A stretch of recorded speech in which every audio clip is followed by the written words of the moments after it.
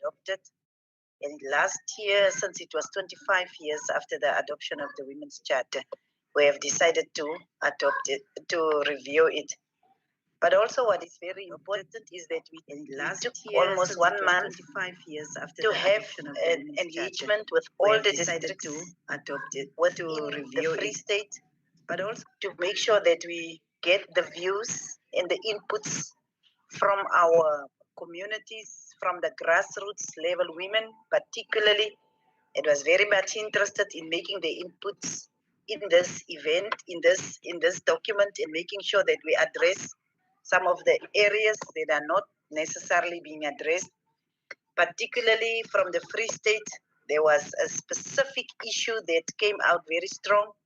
It was the fact that the Women's Charter is very silent about issues of women in sports in particular. And also that the women of the Free State felt that we need to develop the skills and capacity of our women, but also we need to make sure that we create opportunities for those women that have been capacitated, because we cannot be busy forever with building and trying to build capacity, but not making sure that there is opportunities for women to use the capabilities and the capacity that we have actually invested in them. So it was quite interesting. It was really wonderful to have that engagement with all the women over the districts in the Free State, but also to listen to the report of the Commission on Gender Equality, but also to hear the plans and also the programs and the projects that is currently being run within the municipalities, within the districts of the Free State. I was quite impressed with Fezile Dabe district for the planning that they had, particularly areas of tourism and particularly areas of industrial development and so on. I not only Fezile Dabe, but I remember the issue of culture that also was something that strongly came out from the Free State. So we, as Parliament, whilst we are busy with our program, we appreciate the fact that there is a lot of interest, particularly from the leadership. Because this will be yes. Sorry to interrupt you, but someone's mic is unmuted and we are hearing a lot of noise. You are being interrupted in the process when you are speaking. We can't hear you clearly. It might be that it is my own grandchildren that is running around here. So if anyone else's mic is not muted, please mute so that we can be able to. Thank you, Honorable Makausi. So, and you have really taken me a little bit away. You know, we are not young anymore. We don't remember everything. But thank you very much for the fact that there is so much interest from the leadership of the Free State. This is a high-level engagement of today, after we have engaged all the grassroots structures, because from the Free State there were also community-based structures and NGOs and women in culture, women in mining, people that have taken interest in our sessions, and we were able to have a comprehensive engagement with the women of the Free State. So today we are having this high-level engagement for us to be able to discuss with the leadership what we have learned from the Free State and also get their input as to how they are responding to the issues that we have actually found within the Free State. So with all of that said and done, I will give over to the Deputy Speaker of the Free State Province, Ma'am Mapena, to do the welcoming remarks. Thank you. Over to you, Lucy Mapena. Thank you very much, Honorable Chairperson, and good afternoon to all honorable members. It's really good to see you again after a very long time. Honorable Chairperson, this meeting takes place at a time when women in general are faced are still faced with triple challenges of poverty, inequality, and unemployment, in particularly young women.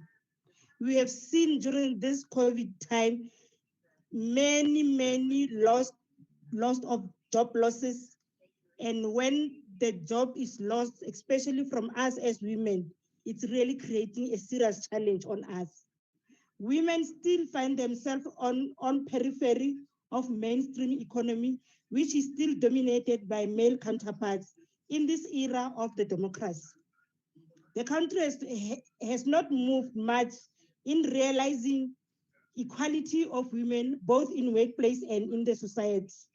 This is despite good policies we have in place, which lack proper implementation. Chairperson, you will agree with me that we really have very good policies.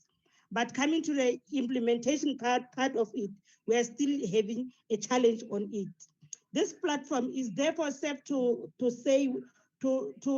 is therefore serve as the as way to deeply analyze weaknesses, achievements, and challenges experienced since the adoption of Women's Charter Review in 1994. It seeks to evaluate the performance of democracy, of the democratic government and structure is in relation to empowering women and how women are assisted from being emancipated from shackles of poverty, unemployment, and inequality. It is also important to take note that our country has ratified all various protocols and treaties to both internationally and regionally, which are aimed at furthering gender equality and empowerment. We are therefore called upon in ensuring that all these treaties are implemented through the national gender machinery, which was mainly established to take forward gender equality, mainstreaming for the realization of gender equality. In conclusion, Honorable Chairperson, we take note of challenges forwarded by various districts through the country and commit a way forwarding in addressing them by also focusing on other spheres of government to evaluate the performance with regard to women empowerment and equality through this kind of information sharing session and in recognition of Belgian platforms that talks about issue of equality. I thank you, Chairperson. Thank you very much, Deputy Speaker, for the welcoming remarks. We are with the stakeholders that have been with us all the time. So we will then still use the very same stakeholders that have been very important in our engagement with the women. And with that said and done, we will then allow the Gender Commissioner Dibile Matupi, or Gertrude Matupi as I know her, to continue to brief you on the state of gender and gender transformation in the province. Over to you, Honorable Commissioner Gertrude. Thank you, Honorable Deputy Chair of the NCOP. Chair, I would go straight to the presentation. I would not waste any time with outlining our mandate as the Commission. I hope and believe that everyone on this platform understands and knows the mandate of the Commission. We have been conducting gender mainstreaming programs within municipalities throughout the country. And the key objective of this chair is to assess progress made by local government in achieving gender equality through gender transformation, gender mainstreaming, gender transformation and gender mainstreaming. And also to build capacity of municipality in development of plans, policies, strategies, practices, and culture that promotes gender equality and women empowerment. I must start with the provincial government, Chair, because I had already made presentation on municipalities. And my apologies for having not recognized my leadership of the province, Chair. I acknowledge the presence of the Deputy Speaker and the MECs present in this platform. Chair, the provincial government of the Free State does not paint a very nice picture in terms of gender representation, in particular on senior management level. The report that we have tells us that the Department of Premier has got 51% representation of males and the 49% is females. Human settlement is 60% males and 40% females. Department of Economic Development, Tourism, Environmental Affairs and Small Business Development is 61% male and 39% female. Provincial Treasury is 68% males and 32% females. Department of Health is 68% males and 32% females. Department of Education is 76% males and 24% females. And the Department of Social Development is 36% males and 64% females. This paints a picture that really reflects on the kind of society that we come from that is influenced by patriarchy. And COGTA is 76% males and 24% females. Public Works is 58% males and 42% females. Police, Roads and Transport is 79% males, 21% females. And our government garage is 100% males. Sports, arts, culture and recreation is 60% males and 40% females. And agriculture is 66% males and 34% females. I thought I should give this information to paint a picture of who takes the decisions within the Free State Provincial Government Administration. And Chair, moving to the work we're doing in the province within municipalities, I had already reported that we've had some work in Lejweleputswa, in Masilonyana. I won't mention all the municipalities.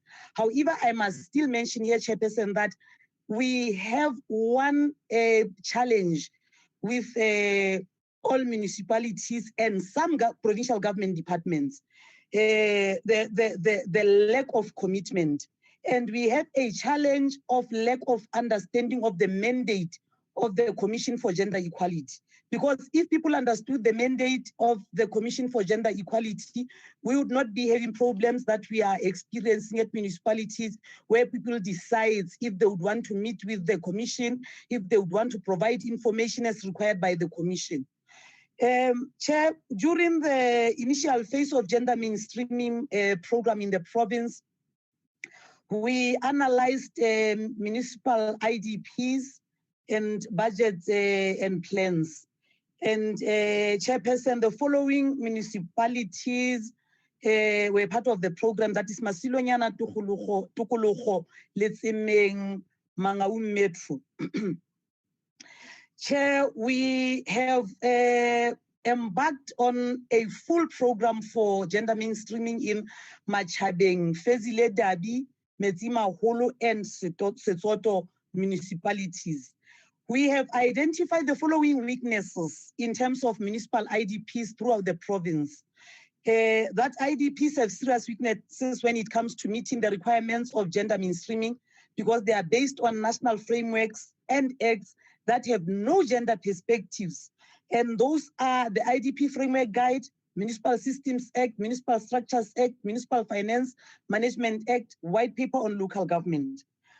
We have also identified that none of the municipalities in the province have a gender policy that guides incorporation of gender perspective in the systems, policies, plans, budgets, programs, and projects of municipalities. And we have also realized that since municipalities are experiencing financial difficulties, Chair, when they cut their budgets, gender programs becomes the culprit. That's where they start cutting first. And therefore progress cannot be seen, because every time they have problems, that's where they cut. Even if they have problems in terms of human resources, that's the one that will lack. In municipalities that we have been with, we have also picked up that people who are who are gender focal persons within our municipalities are overburdened with work. They are not dealing specifically with gender. They are either, some of them, PAs to mayors, or they are secretaries to some department within the municipality, and therefore their attention goes to the other, the initial position for which they were appointed within the municipality. Most of the municipalities in the province, even though they mention employment equity plans, we cannot find the employment equity plans anywhere, even when we ask them to hand them to us. We are mindful of the fact that municipalities submit reports to the Department of Labor, and these reports, even though the Department of Labor acknowledges receipts and approves them, they are still lacking in terms of ensuring that there is equity in the employment.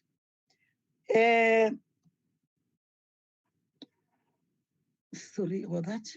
We have picked up from a number, I'll only pick a few municipalities, Chair, in the interest of time. We've picked up that in Machabeng, there is 80% of male domination of the senior management of the municipality.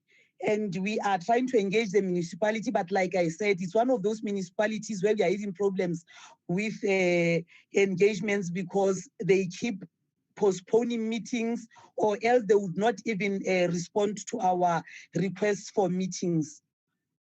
Ffc Research, the chairperson, had even raised a few issues. We had said in our report that there is a move in Ffc Research towards ensuring that gender mainstreaming is being realized, and their IDPs are an indication thereof, because they include most of the issues which are pertinent to gender mainstreaming within plans of municipalities.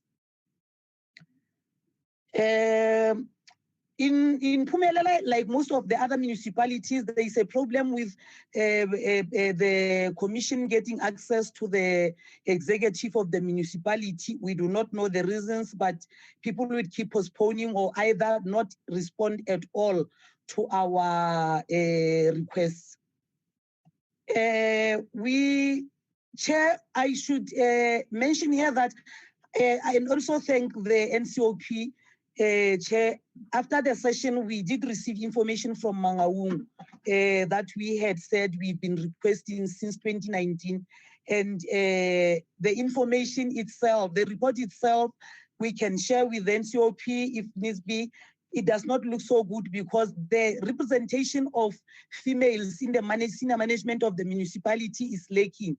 And the response the municipality has given us is that they are waiting for nature to take its course for women and people with disabilities to be appointed in senior management positions. We do not know whether nature taking its course means people going on pension or people dying. We do not know, but that's what the report says. We've had investigative hearings, on substantive equality, even with the private sector. The Kloppers shop was called in for the hearing, and we realized that they lack in terms of transformation, and their management is purely male, white dominated. And the reasons they cite for that is that it's a family business, and therefore it becomes very difficult for them to change it.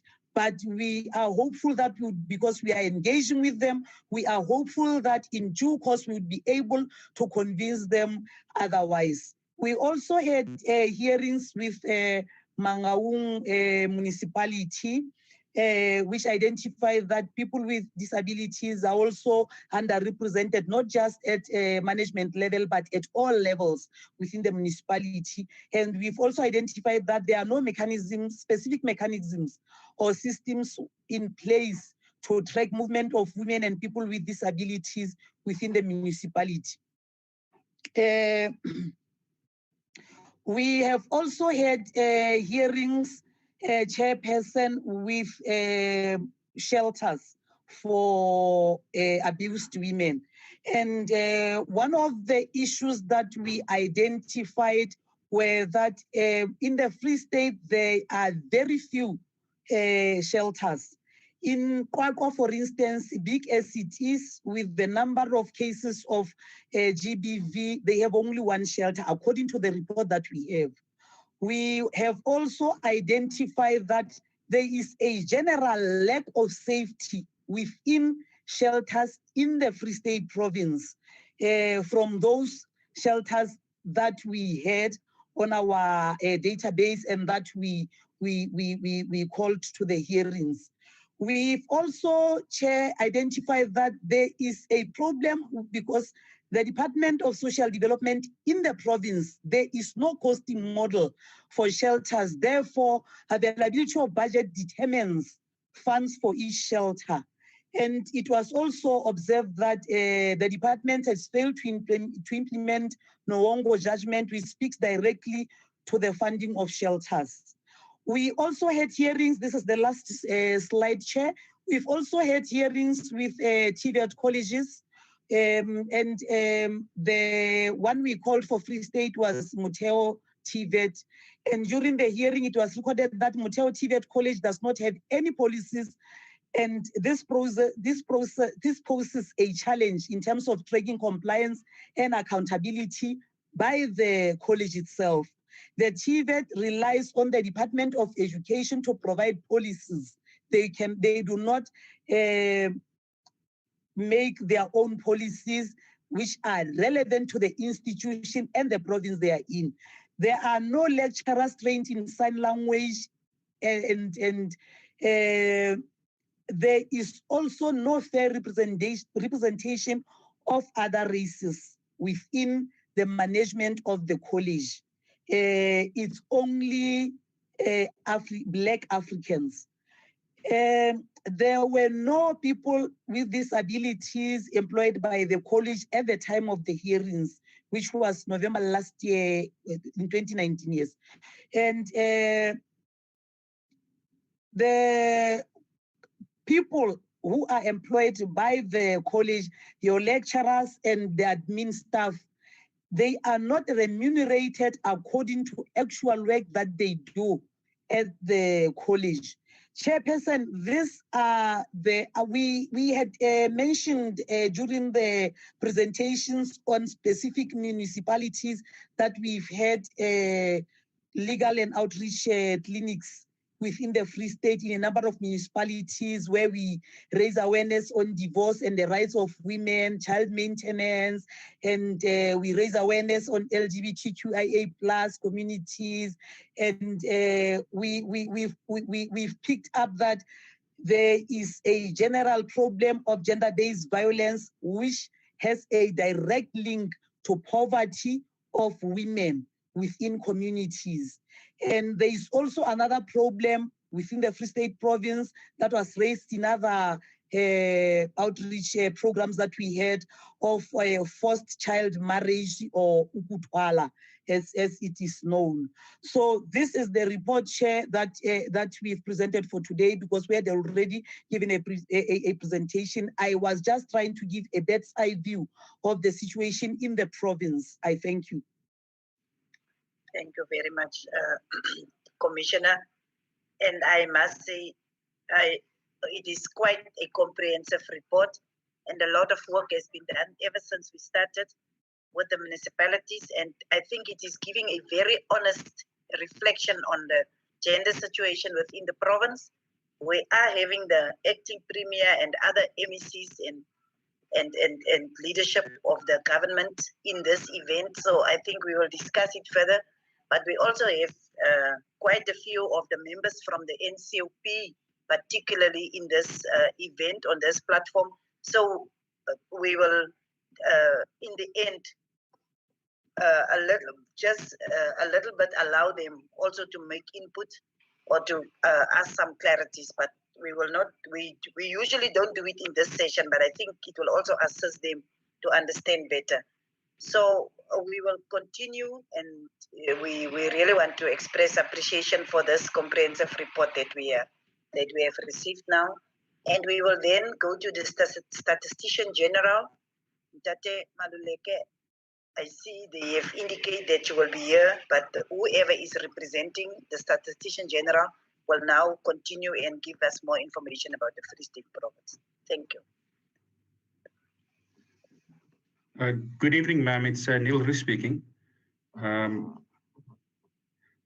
you've been with us all the time. Thank you very much also for the patience and the fact that you've been with us right from the start. Neil, over to you. No, it's absolutely my pleasure, ma'am. The Statistician General, Rusinga Maluleke, has just asked me to please apologize on his behalf. Unfortunately, we received this invitation quite late and he was already committed to other meetings. So he's asked me just to do a presentation, which I'll take you through.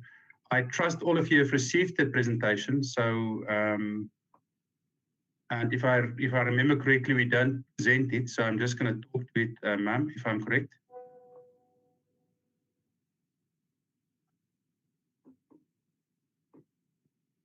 Okay.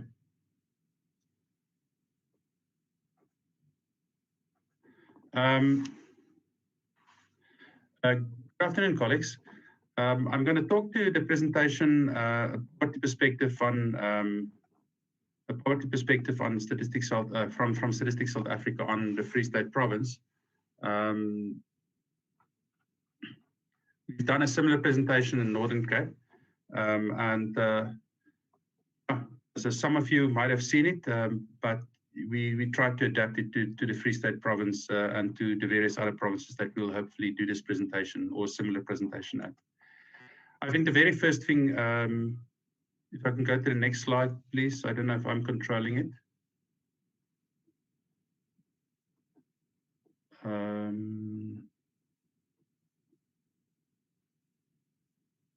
Sorry, just technical issues.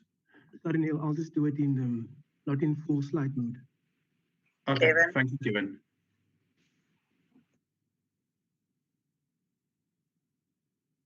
Can I continue, Kevin, or are you going to present it? Okay, excellent. Kevin, could I go to the next slide, please?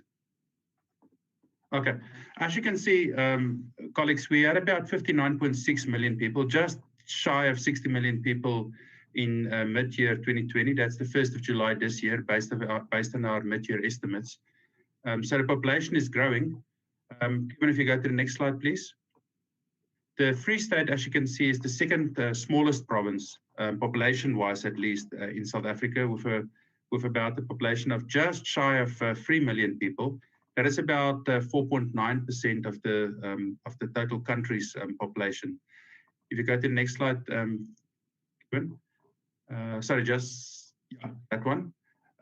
As per usual, the population in the Free State, and this is probably true of most populations and also other provinces in the country, females predominate. About 51.7% of the whole population are female, compared into the rest, of course, which is about 48.3%. Now, this is quite normal because normally at birth, and this is just a small demographic insight, normally at birth, more males than females are born. About 105 males to about 100 females are born, give or take. You know, the ratio changes slightly from year to year. However, you know, males pass away quicker. You know, their life expectancy is not as long as females' life expectancy. So particularly by old age, you know, by the 40s and 50s, and particularly during old age, you find that there are many more females in a particular population. And this is also true of populations like the Free State. Next slide, please, Kevin.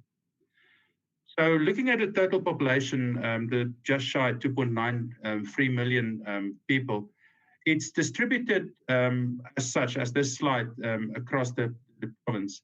29% of the province, or 30% of the province rather, of the province's population you'll find Mangaung, which of course makes sense. You know, it's the metro and probably also the magnet for most of the population.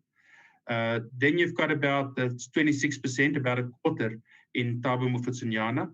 And then the smallest one is the Garib province with only 4.4%, which is only about 127,000. So you can see there's a wide distribution, you know, very similar for the top three at least. And then you've got one very, very small district municipality. Next one, Kevin. Now, the other thing, you know, besides, of course, the sex distribution, which we've spoken about, that's important, and the geographical distribution that we've just showed now, is, of course, the age distribution. And as you can see here, if you look across South Africa as a whole, about 9.9% of the whole Free State's population were aged 60 years and older. In other words, they were elderly. And you can assume that many, or at least most of these, will be females. Children below the age of 15 will be 31% of the population. That is compared, if you have a look at South Africa's, it's slightly higher than the South African average. But I think very, very importantly, youths and adults comprise about 59%. And again, there you'll probably find a very similar percentage of males and females. Next slide, please, Chris. In terms of, and this is a slide that looks at the household composition, and then particularly where children live. You know, we all know that in South Africa, we've got a lot of broken homes. We know what the impact of migration has been. Historically, you know, the patterns that were created by apartheid with labor force migration. And one of the ways in which we can visualize this impact and this standing impact is by looking at who children live with. We find, if you look at the Free State, that about 21% of children, and this is according to the General Household Survey, did not live, and that's a 1/5, that's quite a large percentage, did not live with either their mother or fathers. About 41% lived with only their mother, and then about 33% lived with both. Lived with both the parents, and you can see that only about 3.8% lived with only the father. So the majority of children, you know, about 40% of them, the largest percentage, live with both the mothers and fathers. Now, the reason why this is important is, of course, the family is a way of socializing, of teaching people the rules and norms and mores of a particular society. And, you know, growing up without that society also has the impact of growing up, have a larger probability of growing up in poverty. So one of the only ways, for instance, to teach a boy, for instance, you know, how to behave himself, you know, around girls and in community and so forth, would be to, you know, raise him with a strong mother figure. Now, I don't think the slide is in here, but this is why it's important also to note another slide that we use from time to time, and that is that many children actually grow up in what we call skip generation households, and that's with their grandmothers. So that's also something important to realize. Next slide, please. I think moving from the previous slide, we go to employment, and we can go to the next slide immediately. There are a number of categories in employment, of course, official unemployment and not economically active persons and the labor force. Now, I think the most important one to have a look here is that there are about 500,000 people in the Free State that are unemployed, and that's about 38.4% based on the official unemployment rate. And that's about 1.9 million people that are of working ages, in other words, 15 to 64 years of age. If you go to the next slide, we can see that the Free State has got the second highest unofficial unemployment rate. It is like we've said, it is at 38.4%, and this is just below the 40.5% of the Eastern Cape. Of course, this is official rate. If you look at the expanded unemployment rate, you can see it's 44.5%, which is slightly higher than the Northwest, but still lower than the Eastern Cape. So it's not good territory to be in, of course. Next slide, please. One of the big drivers, of course, of poverty is unemployment, because if people don't bring in money in any way, shape, or form, and I would say they either don't work, they don't have their own farms, they don't have their own businesses, they don't have a means of making money, of course, it's very, very likely that it's going to lead to poverty. Now, about 36.2% of the Free State population is considered poor based on a lower-based poverty line. That's a kind of a money metric poverty line, which takes into account the income that people in households are earning. The next slide.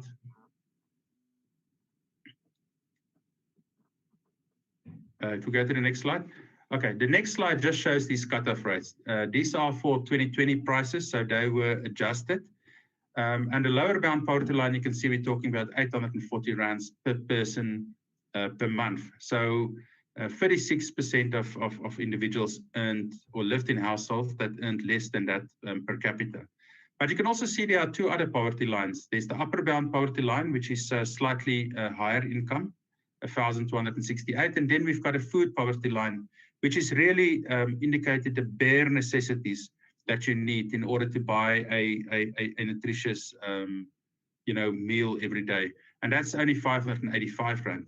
So if you go to the next slide, you'll see that this, of course, makes a huge difference. About 54.9% of people in the Free State fell below the upper bound poverty line. So they were considered poor based on that rather high 1,300 rands. The lower bound poverty line, as I've mentioned, is only about 36.2. That's still more than 1/3 of the total population. And then, of course, the food poverty line is only, in inverted commas, 21%. And that's, of course, people who are highly susceptible to food scarcity, to hunger, and to malnutrition and various other things that goes with it. If you go to the next slide, please. Now, as one could expect, and this is something that we find across all provinces in the country, and I mean, this is probably a generalized rule across the world, is that female-headed households have higher levels of poverty. In the Free State specifically, we find that about 37.3% of female-headed households were poor, compared to about 35.1% of male-headed households. And this could even be larger in some districts, that we've shown. In rural areas, this could even be worse. The next slide really just shows the correlation between education and poverty. And as you can expect, there's an inverse or as we say in academics, it will probably an inverse correlation between education and poverty, or in that people with no schooling have a much higher chance, a likelihood of being poor than people who've got some kind of higher education, secondary education. So as you can see here, as people's education actually improves, their chances of being poor actually decreases. Now, of course, there are a lot of things that works into this, whether they leave rural areas, because often, education doesn't really help you to obtain a job. But in general, I think it shows the real importance of getting people to get educated, and to get educated in the right fields, that can be applied. So a very, very important slide by itself. The next slide shows the multi-dimensional nature of poverty. We have, up to now, we've spoken about money metric poverty. In other words, we've measured people's income using income expenditure surveys and living conditions surveys. But there are also other ways to measure it, because money is sometimes a bit misleading, particularly if people perhaps live in rural areas where they can generate a livelihood in another way. Now, in that case, for instance, we're looking at the number of different dimensions. We're looking at health, education, for instance, years of schooling, the living standards in terms of whether people have access to lighting, heating, cooking, water, sanitation, and so forth, and also economic activity, whether they're unemployed. If we go to the next slide, we can see that using the SAMPI, that's the South African multi-dimensional poverty index, we can see that Free State's poverty index is actually a bit lower than that of South Africa as a whole.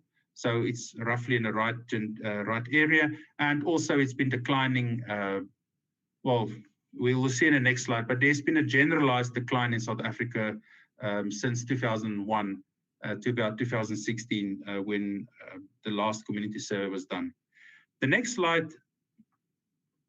is really just a background slide. It just shows us how this poverty index is put together. And it shows, and we've spoken about employment before, it shows us that employment or unemployment in this case is a very, very important part of this. So if your unemployment rate in a particular area is lower, it would also mean that there will be much better gains made in terms of the quality of life. Years of schooling, sanitation, so forth, are very, very equally weighted, and then child mortality, the smallest one. If we go to the next slide, and we can move to the next slide, we're talking about economic inequality here. Now, inequality, of course, is something that galls all of us, and that is again something that's very closely linked to the resources that people have, both human resources as well as financial resources, resources like land and industry and businesses and so forth. And of course, all of these are linked to, unfortunately, shared heritage. Now, this is measured normally using the Gini coefficient. The Gini coefficient tells us how skewed the income in a country is spread. So if we have a completely equal society, in other words, where everybody gets exactly the same income, it will be, the Gini coefficient will be 0. And if we're living in a society where everyone, or maybe one person, gets everything, then the income, the Gini coefficient is essentially going to be 1. So these are hypothetical, of course. Now in South Africa, we can see that our Gini coefficient is extremely high at about 0.65. And that's, of course, not only the high end, it's arguably the highest, or at least one of the top 3 highest in the world. And that's, of course, not something to be extremely proud about. And a lot of this, of course, you can break up, in between population groups and so on. But essentially, I think the important thing here is that, as you can see, the Gini coefficient has stayed relatively stagnant over the past few years, meaning that we are not really improving inequality, at least as we speak. The next slide shows the difference in Gini coefficient between the sexes. And as you can see, there's more inequality between males as opposed to females. The female inequality or Gini coefficient is 0.61, whilst for males, it would be 0.64. The next slide looks at a Gini coefficient, but within provinces using these 3 points that we spoke about, 2006, 9, 11, and 15. Sorry, these 4 points. And as you can see, looking at a Free State province, that's the second last one on the right-hand side, there was a relatively sharp decline in inequality from 2006 to 2011, but then there's also an unfortunate increase to 2015. Now, that is true of a number of cases. It's also true for the Eastern Cape, for the Western Cape, and Limpopo. So inequality, is something that is with us, and it's very, very difficult to address. It doesn't mean we shouldn't try, of course. Next slide is, we're talking about the gains that we've made.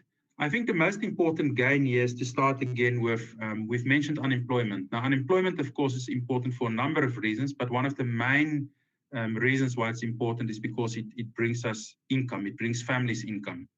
Now, of course, not all families have people that are employed, so they must bring their sources from various, from their income from various sources. And those sources include salaries, remittances, social grants, which are very important, and also various other sources, which includes, for instance, businesses, farming activities, some other kind of resource.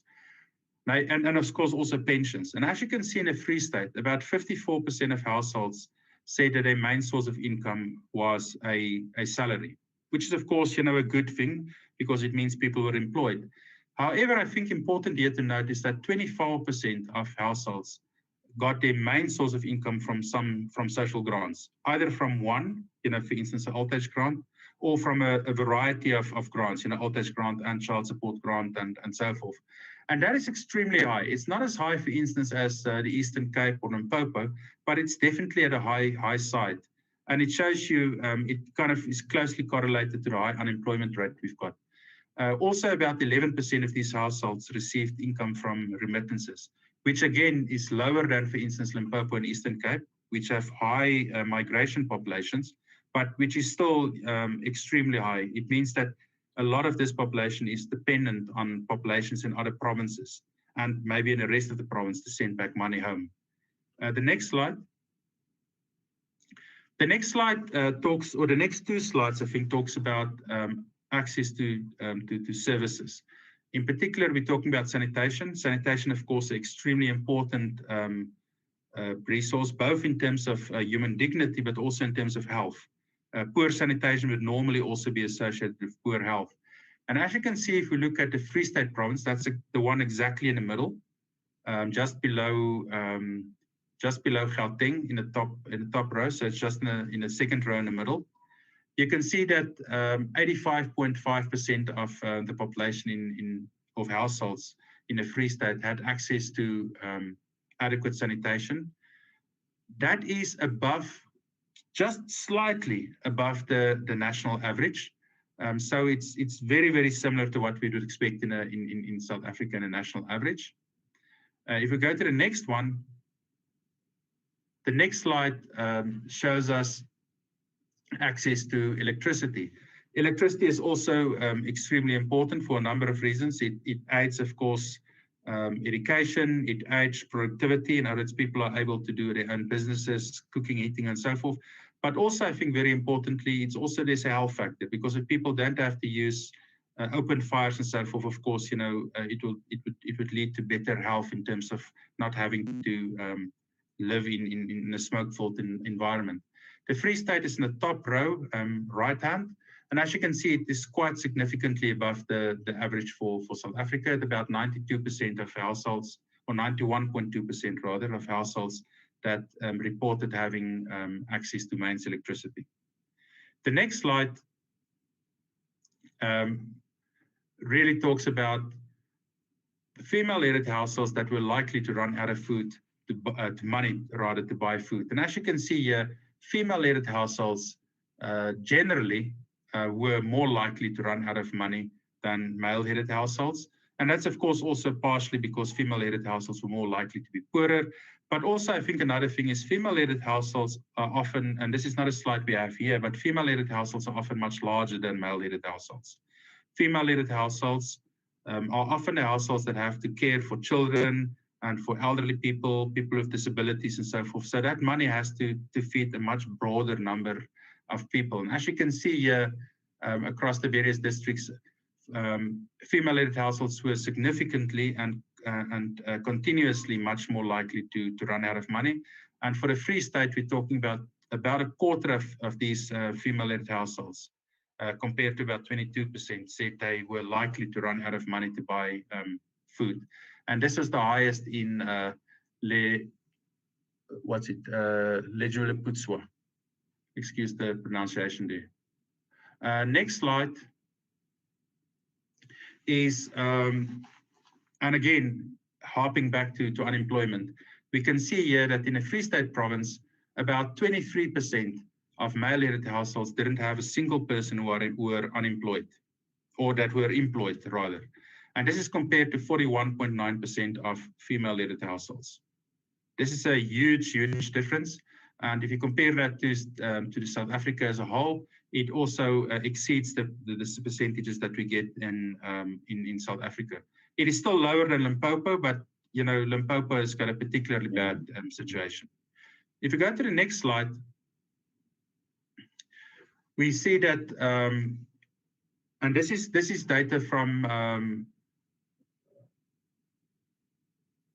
I think there's the Victims of Crime survey. It shows that about 1.8% of women aged 16 years and above, 1.8% rather, of women reported that they were a victim of assault in the previous year. Now, these figures are almost definitely underreported for a number of reasons, but I think it does give us an indication of how it's spread. And 1.8% is quite a high percentage. It's above RSA, but it's still below, for instance, Northern Cape, Free State, and so forth. So I think we shouldn't really look at a percentage itself. Like I said, it's definitely underreported, but it does give us an indication that there is something wrong that needs to be addressed very urgently. Next slide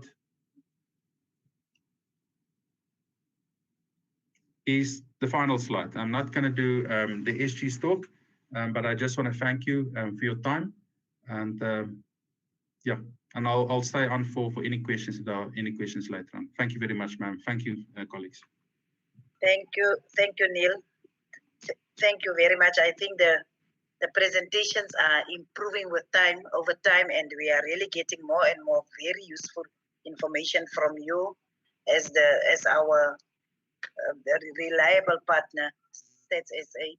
We will continue, honorable members, and also all participants on the platform.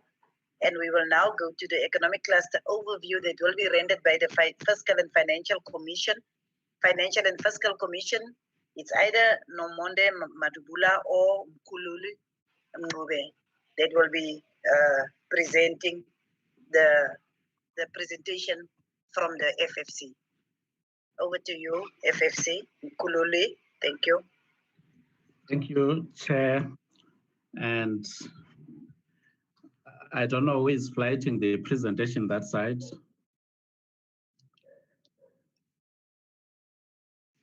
Kevin, can you assist? I did not get a presentation, ma'am.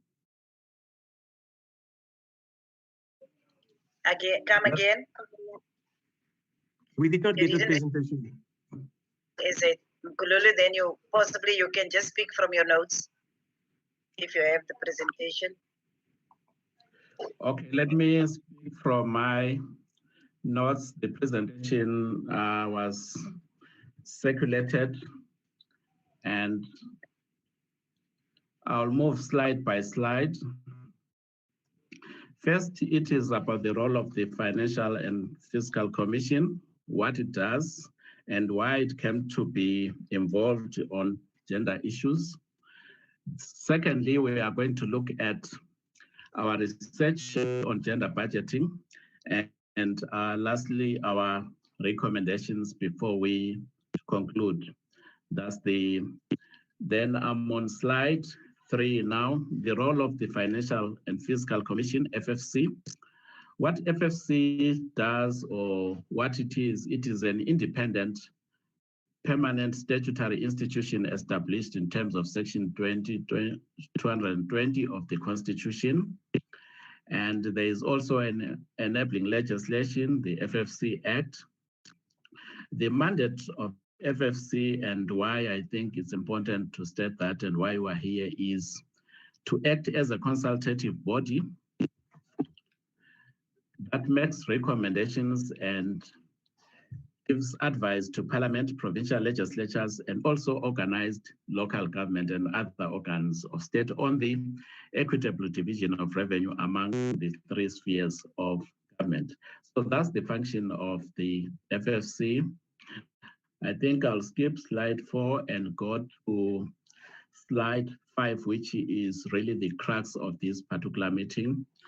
And we do a lot of research. All our recommendations are based on evidence. One of our research was on the issue of gender budgeting, whereby we did a lot of case studies across 3 different provinces to find out whether municipalities are really taking the issue of gender budgeting seriously in their plans as well as in their budgets.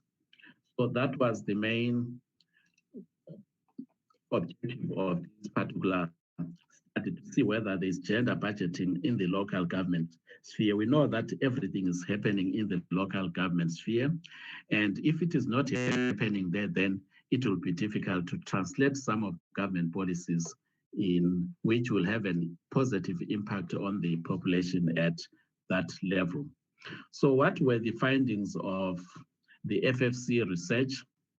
One of the major findings is that despite government commitments to gender inequality through various policy and legislative measures. The issue of gender inequalities and also the issue of women, they are still very rampant inequalities. Inequalities still persist. If we look at Black African female-headed households, as we have seen in the previous presentation, Black African female-headed households are the poorest of the poor in the country. 41% of South African households are headed by females, and which really speaks to the issue of inequalities. And of these female-headed households, 56%, more than half, fall into the poorest quintile, compared to around 44% of the male-headed households. So this demonstrates the inequalities.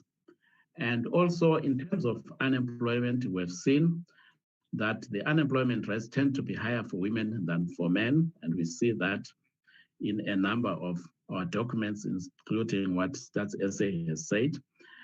We look also to women who are not in employment, not in education, not in training.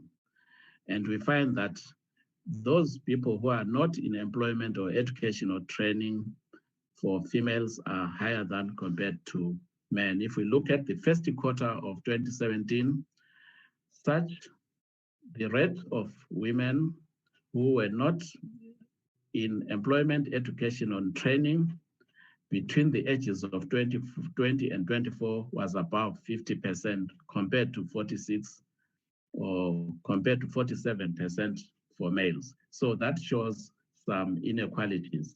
I'm on slide 7 now. Then in light of this particular background, we as FFC were involved in recommending about the equitable sharing of national acquired revenues. So we are saying that one avenue that should receive greater emphasis is the intergovernmental fiscal relations to try and change the status quo of women, and also to reverse that particular, to look into, to address the challenges as we have seen in that background I've just pointed out. So we are saying that the IGFR instruments or the IGFR system is an important avenue to addressing these inequalities. So a successful IGFR system must be sensitive to the needs of women and also consider that the needs of women are different from those of men and contribute to moving them out of poverty. So there is need for innovation in policy design and implementation, especially in the area of gender-sensitive resource allocation. So the objectives of our research was to assess the gender responsiveness of municipal budgeting processes. And we did that by looking at the integrated development plans, the IDPs, of some 30 municipalities to see how gender sensitive they are. You start from the planning process. If you are not gender sensitive from the planning process, you'll never allocate resources to areas which will benefit women in the economy. So we also had to look at some case studies where we looked at some municipalities in the Gauteng province, Western Cape, Eastern Cape, and Free State. And we had a focus on local economic development, water, and sanitation, early childhood development, which is another area which there are so many huge gaps in terms of assisting women. So early childhood development is a key component. That's where resources also must go. We also looked at the housing infrastructure. On slide 8, what were the findings of our research? First is that there is lack of gender mainstreaming and women empowerment as an approach. So all what we saw is that the issues of gender are events driven, that there is a day when this is commemorated, but it is not an approach which is really found in government and whereby it should be found in the budgeting process. So we are saying it is not really an approach, but it is events driven. There is also lack of gender disaggregated data, and that is very important, especially in the budgeting process, that if we have gender disaggregated data, we'll know the inequalities which exist and we'll be able to target resources appropriately. Equity versus mainstreaming for gender equality. The thing is that it's more about numbers, but it is less about resources, which will make a great difference. There's also weak translation of gender equality commitments into fiscal commitments. That is, there is really no gender responsive budgeting in the local sphere. Then next slide, slide 9. And our findings also show that there is poor translation of the national agenda on women empowerment and gender equality into local government programs. And as I've said, there is inadequate sex disaggregated data. The gender discourse is events driven. There is lack of gender budgeting, training, and capacity building of decision makers, especially for budget officers. There is a need for gender budgeting training so that they are sensitive to gender issues. There is poor institutionalization of gender responsive budgeting and an absence of analysis on the gender impact of existing revenues and expenditure, which is more important. And this is a project which FFC will be embarking on in the following year to see now whether revenues they are generated in a gender sensitive manner and whether expenditures are also gender sensitive, and where they are not, how can they be made to be gender sensitive. That's our project for the following year. Then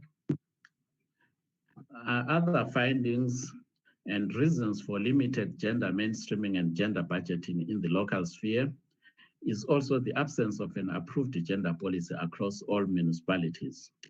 There is also an absence of a municipal gender mainstreaming agenda, and personnel in management who make decisions and budget officers who track expenditures and revenues have limited knowledge of gender mainstreaming and gender equality indicators, and the collection of gender disaggregated data is very limited in the local sphere. So our recommendations, and some of them have been accepted by government, but movement towards implementation is still limited. One of our recommendations is that the national and provincial governments should run gender budgeting pilots in a few municipalities first and evaluate results, and before there is wide application of the gender budgeting instrument. Secondly, we are saying there is need to ensure municipal integrated development plans institutionalize gender planning by sector. For example, in the water, sanitation, local economic development, there is need to look into that. Thirdly, there is a need for national and provincial governments to provide guidelines for collecting gender disaggregated data for budgeting processes and ensure that municipalities have the capacity to analyze this particular data. And if you look at these recommendations I've stated, government has supported these recommendations, and there is still some engagements, especially with the National Treasury, on what could be done and what kind of data could be collected to support gender responsive budgeting. But the most important thing, there has been some support on that, which I think for legislatures, it is important to constantly ask treasuries, both in the provinces and national, how far have they done to this particular recommendation. Other recommendation is that the local government should institutionalize gender responsive budgeting. They should build capacity on gender mainstreaming and gender responsive budgeting at that level, and ensure gender responsive appropriations and budget allocations, and also ensure that gender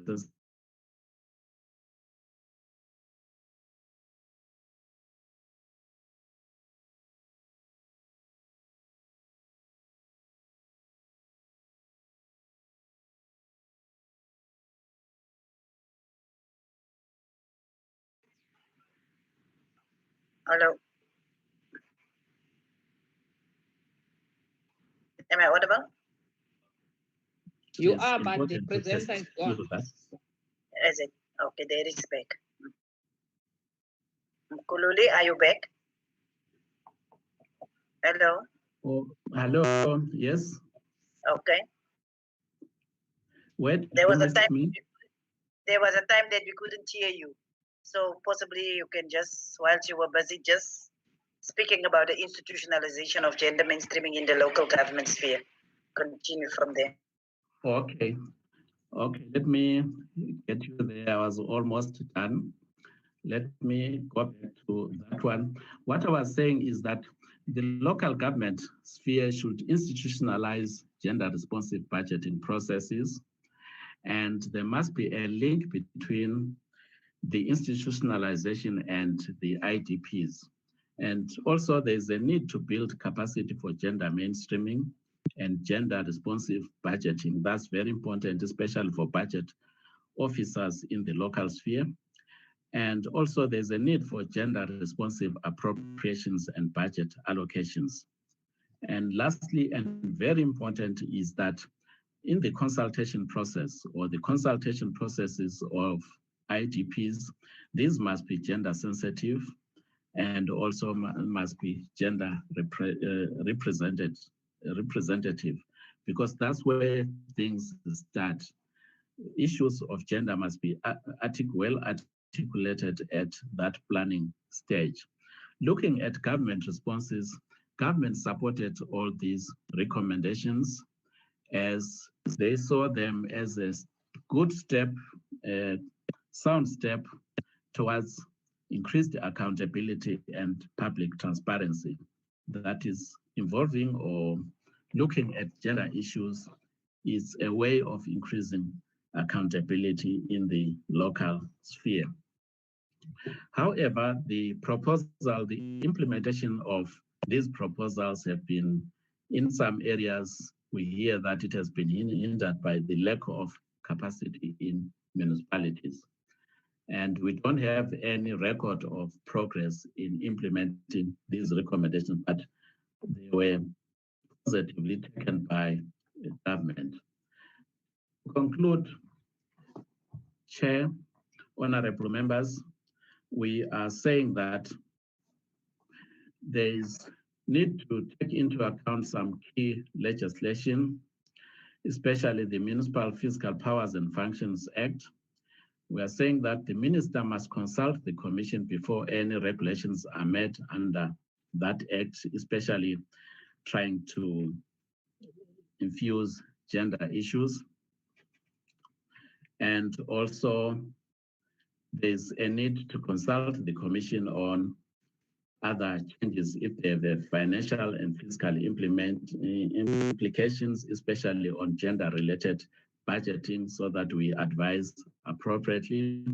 Then on slide 14, there we note that there is draft national legislation directly or indirectly amending the previous act or the Municipal Finance Management Act, or providing for the enactment of subordinate legislation that may conflict with this act, may be introduced in Parliament or only after the minister has consulted the Financial and Fiscal Commission.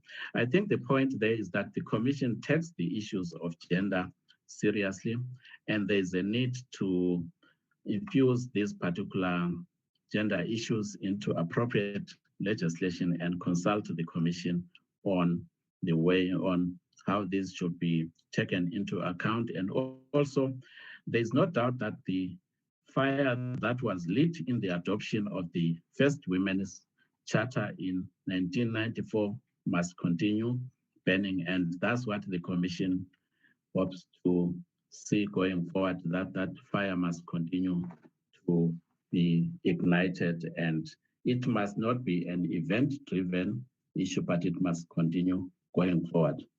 With that, the Commission thanks you for the opportunity to present its own research and its views on gender budgeting. Thank you, Chair. Thank you very much.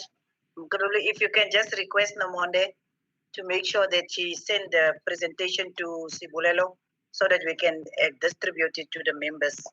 Thank you, but thank you very much for a very insightful presentation. It's just, you know, vision is actually enhancing your understanding of any presentation that is in front of you. But thank you very much for the presentation. We will now give over to Honorable Gillian to chair the session where the province will respond on the different issues as highlighted. Honorable Gillian, it's over to you now. And I believe your connectivity is much better than the previous times. Thank you. The Wi-Fi has been it's been tested this morning, Chairperson. I was not cut out of any meeting, so it's much better now. Thank you, Chair. Thank you. We will now go over to Honorable Marshini, the MEC of Police, Roads and Transport in the Mashinini. Thank you, Chair. I want to. Thank you very much.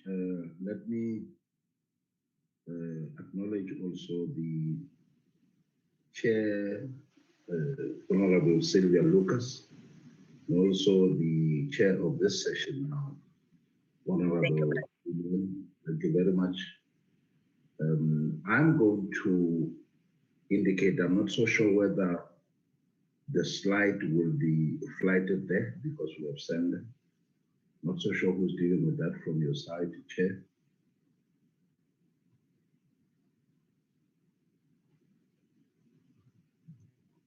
Yeah, thank you very much. I want to go to slide number 2. The slide number 2 basically gives a background in that the gender-based violence is a blight in the psychosocial spirit or psyche of the people of Mzansi, South Africa.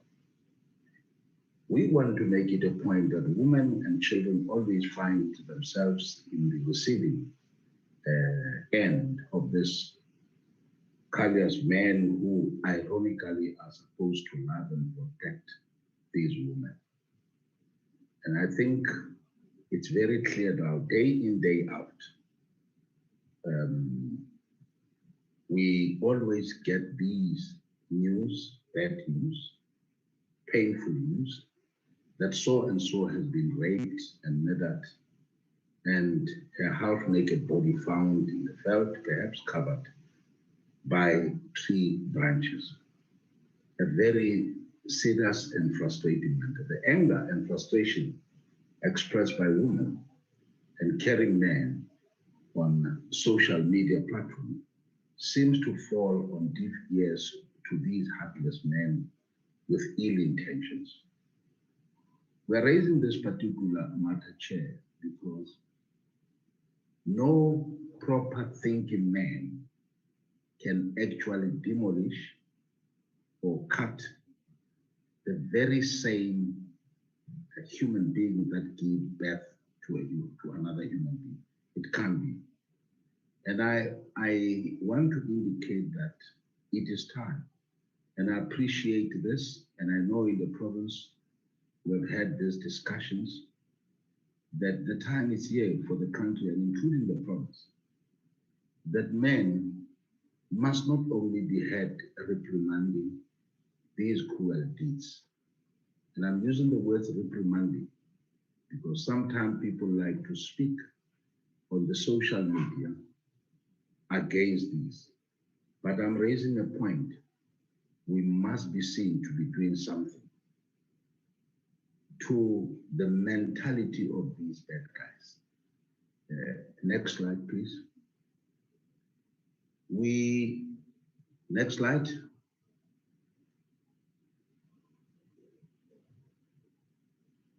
Yeah. One of the issues, Chair, that from our side as the province, that we think it's high on the agenda, it is the issue of the boys that must be inducted to take care of the girls and women in the society. I'm raising this particular matter, Chair, because sometimes members of the South African police have to be called in when violence has already happened. They had to respond in that. Remember, at a particular point, they had to look at other challenges that are facing the society. And that has to be diverted to respond to an area where the gender violence has basically occurred. So the point I'm making here, who are these people that are treating our women and girls in this particular fashion? And we are citing one of the issues as boys. And we believe that there has to be an engagement right straight from the household. And I think I was listening carefully on the statistician presentation, which indicate the skewed way in our Free State, whereby you find that more women are actually the single parent in their homes. And therefore, one of the contributing factors is that very high number of families do not have both parents. I mean a mother and a father. You find a situation whereby a mother is actually the only breadwinner in that particular family. And then add to that, it is the issue of poverty. And therefore, this matter of boys not being nurtured properly becomes a problem. And we do have, as the South African police in the Free State, 6-point plan. And our motto with regard to that is that that particular plan has to be implemented without fail. Communities must not wait until, and this is a message that we are at all times raising it. And I can cite one specific heartbreaking incident that I have never seen in my life, where a father butchered two children in Mangaung. And when we went there, when the police arrived, the other children was dead already. What this particular person did, it's a father, took the two children from his mother under the pretext that he is taking the children to preschool, as he normally do. They did have a quarrel, the husband and the wife, the previous night. The following day in the morning, he took both children under the pretext that he is taking them to preschool. And on the way, when he was supposed to take the children to preschool, he then diverted and went to the shack where they were staying and took the butcher knife, literally butchering the elder one to death. To death. What a cruel incident. Now, I'm trying to demonstrate that at some point when you have to act, it's like if you can act before. The challenge that I am raising, it is the issue of the late arrival. As a result, the matter has happened in a particular home.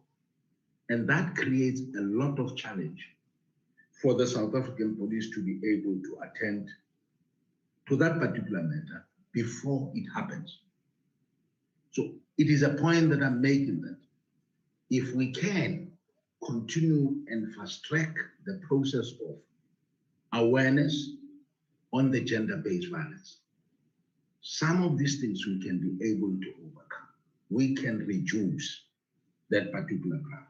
So I'm saying, Chair, that is the experience that we have had, and I was just citing it as by the way of the background. Next slide. Yeah. What we do when we experience such situation, we do have a user-friendly service to victims of gender-based violence. And we do this in pursuance of international convention and legislation. 2, we have a unit called a civilian secretariat. Its main focus is to monitor the implementation of victim empowerment programs, as well as the existence and functionality of victims' rooms. As you know, when you go to each and every police station, there is a special room dedicated that can be able to secure those that are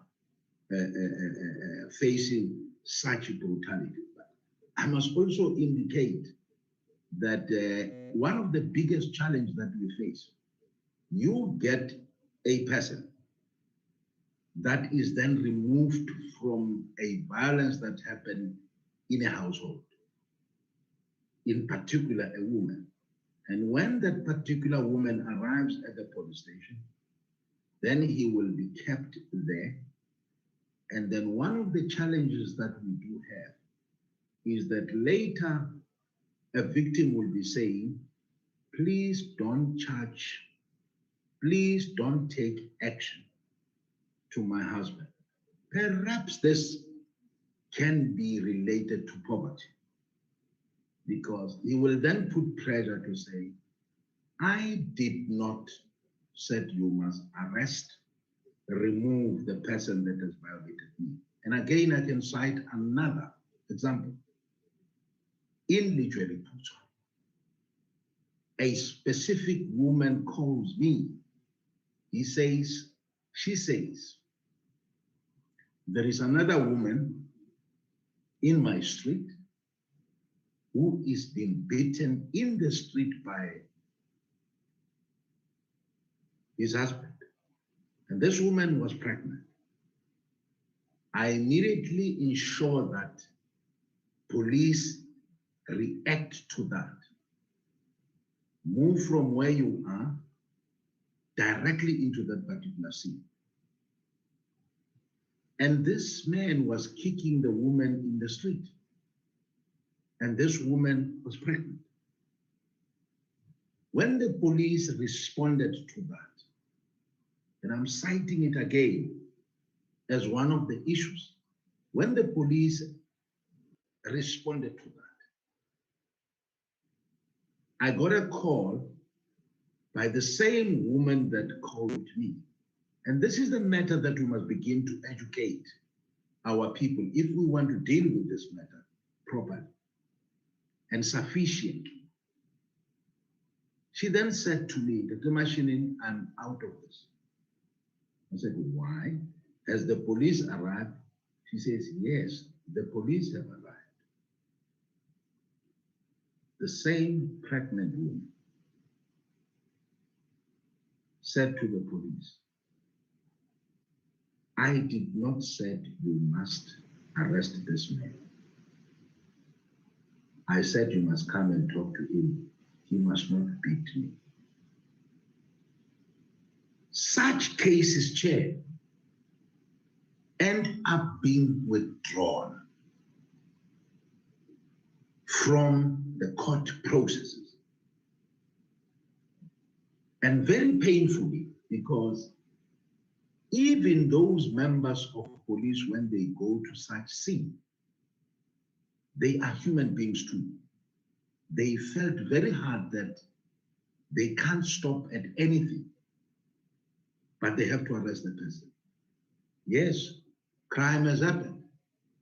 the person must face the consequence. Chair, you know what is happening? What is happening is that come the date, the very same woman or a person does not appear in court.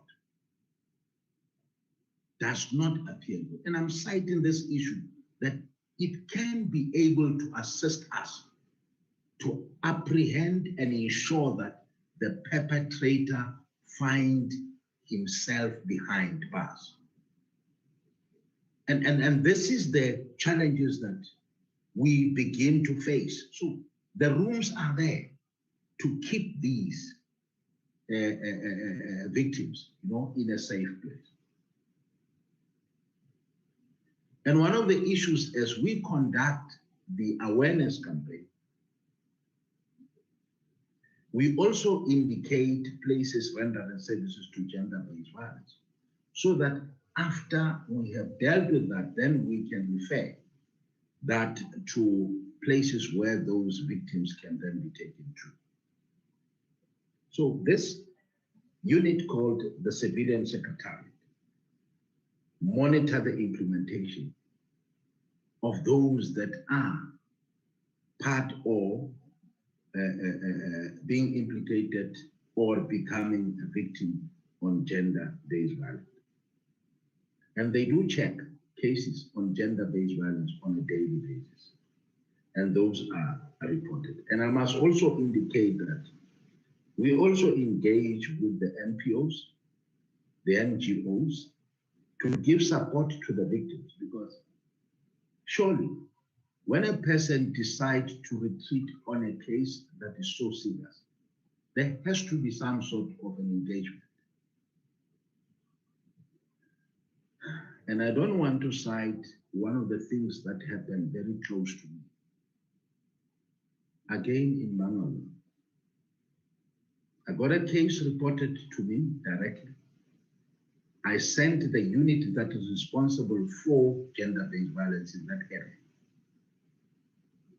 And after that, I followed up. I said, remove the husband there.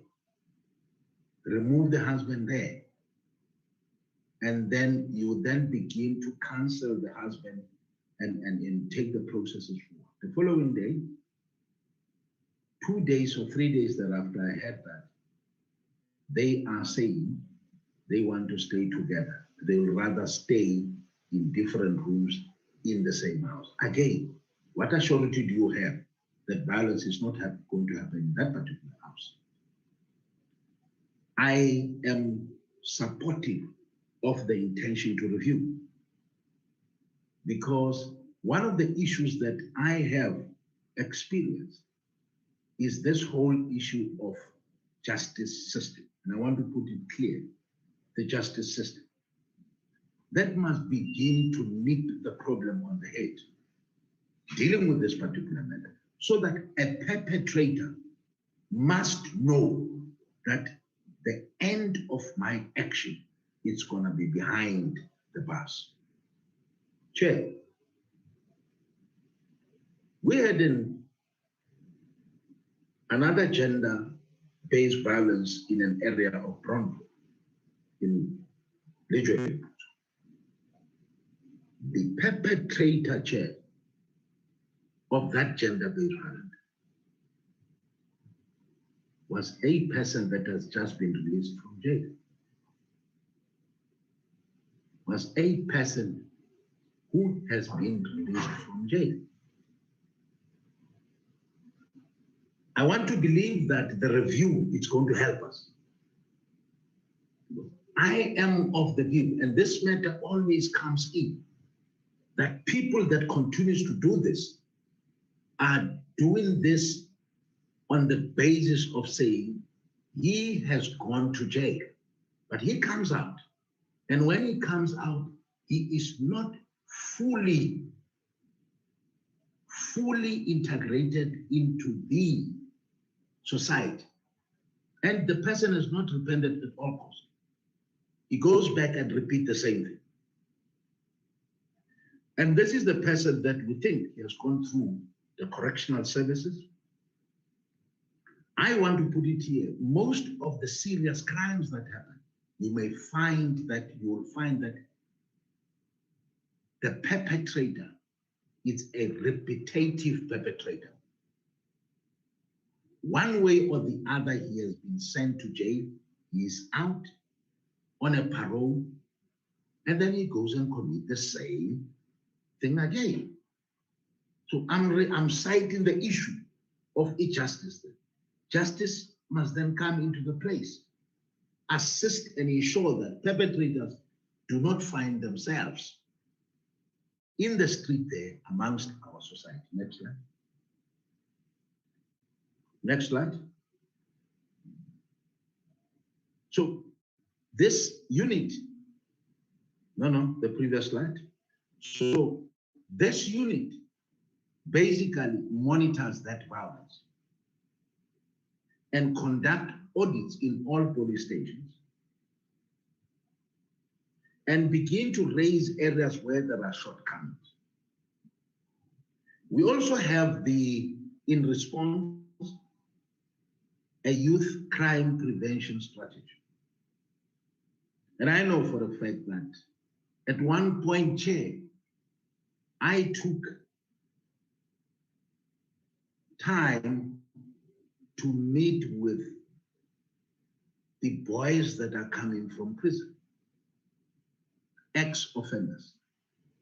And I'm still continuing to engage them. Because to such a boy who comes from jail, a human being in front of him is but nothing. A woman in front of that particular boy is nothing. And when you trace back, Chair, you will realize that this particular boy child was brought up in a single family.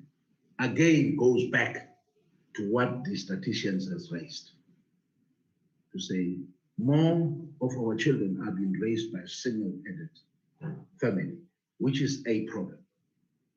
Yes, that was part of public awareness on gender-based, engaging with them. But I must also admit that one of the challenges, it is the issue of the unemployment, which people resort in doing such actions. But what we do, we also ensure that we encourage them to do, some work in themselves. Another example, it was in the Jolly in Henneman, where we engage with them, so that they can do handwork. Those that can be able to weld as boys in the public awareness campaign. We also encourage and also try to source assistance from the relevant department to assist them, so that they can find themselves doing something. And I must add another thing, the issue of the drugs, which also contribute into this. And I'm sure, Chair, it's an open secret that in the province, we have managed to nap some of the areas where the drug dealers are continuing with. And I can safely say we are continuing to do that. There are challenges, of course, I don't want to zoom into that. There are challenges whereby a person, whoever that continues to sell the drugs, I have realized that when I got into a house suspected of selling the drugs, I may not necessarily, Chair, get into the house. Chair, I will then call the dog unit to go at the house, or what do you call it, of the dog. And one of those dogs that they are hiding these drugs on, it's a vicious dog called the pit bull, which clearly says it's hiding them there. So these areas, they do contribute. We need, and this is the area, that's why we have apprehended I'm sure it's an open secret that in Kwakwa, for an example, through the help of the National Commissioner, we managed to deal with a laboratory of drugs in Kwakwa. Add to this, Chair, it is the continuing theft of the ARVs from our clinics that are being stolen. And with that, Chair, they are doing what is called nyaobe with the ARVs. And this is what the South African police is basically doing. And again, when we do the awareness, we speak with the community. As we continue with it, we raise the issue of our own community protecting our own clinics. In Bloemfontein again, we actually caught ARVs that were stolen on a transit from Zastro. And we apprehended that because clearly we are aware that those ARVs are basically doing what is called the nyaobe. But we are also, because I don't know, I have realized that some people, you may think that they know how these mandrakes, cocaine, dagga, and so on, how do they look like? So that when they get involved into that, they're able to know exactly how it looks like. And in the awareness campaign, some parents, and I want to raise again the issue of single parent, who will not have child to follow up the steps of each and every boy or son in the family, to clearly indicate, to clearly see the behavior of this child, who happens now to be not a normal boy. Because you can see it when the boy acts strangely inside the house.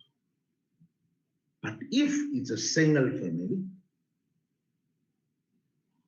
it's a mother alone, that matter is not going to be picked up earlier. And I raise the issue of preventing. If that can be seen at earlier stage, it will help us for this particular child not to go into that particular area. We do have the forums that we are also established, and continuously we get reviving them. Sometimes people will come in, and when they have a certain thinking, they decide to, so you must continue to revive them so that you can be able to deal with them. Next slide. I'm about to conclude, Chair.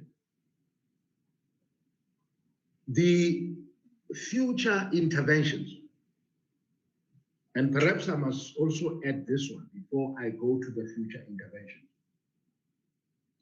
The role that we are playing in the shelters, I want to accept that one of the challenge is that sometimes you find that because our centers are not necessarily guarded by the South African Police Service.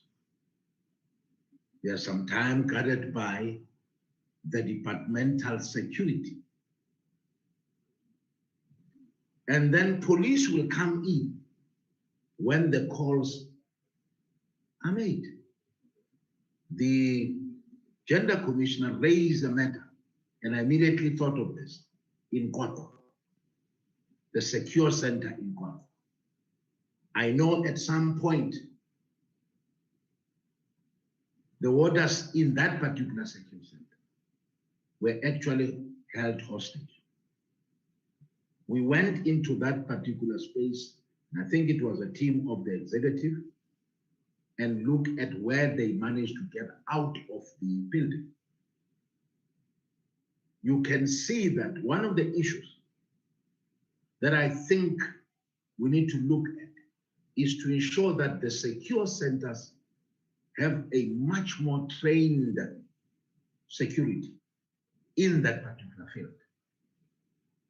Because, Chair, these children, these boys, when they are there, like I've indicated, violating, raping, it's not a child's play to them. It's not something that they fear to go to us. It's an easy thing. Well, I think one of the issues is that we must tighten at our own security, secure centers, where these boys are being held. And I know the MEC of Social Development in the province, at one point, she always calls me and say, hey, we have a problem there. Our people have been held hostage. Can you please assist? Then you come into that particular space. Damage has happened already. That's why I'm saying social development, because it takes care, it looks after these type of behaviors, must be the one with a much, much stronger security to can be able to deal with. Like I indicated before, partnership with the gender-based violence, the NPOs and NGOs at provincial level.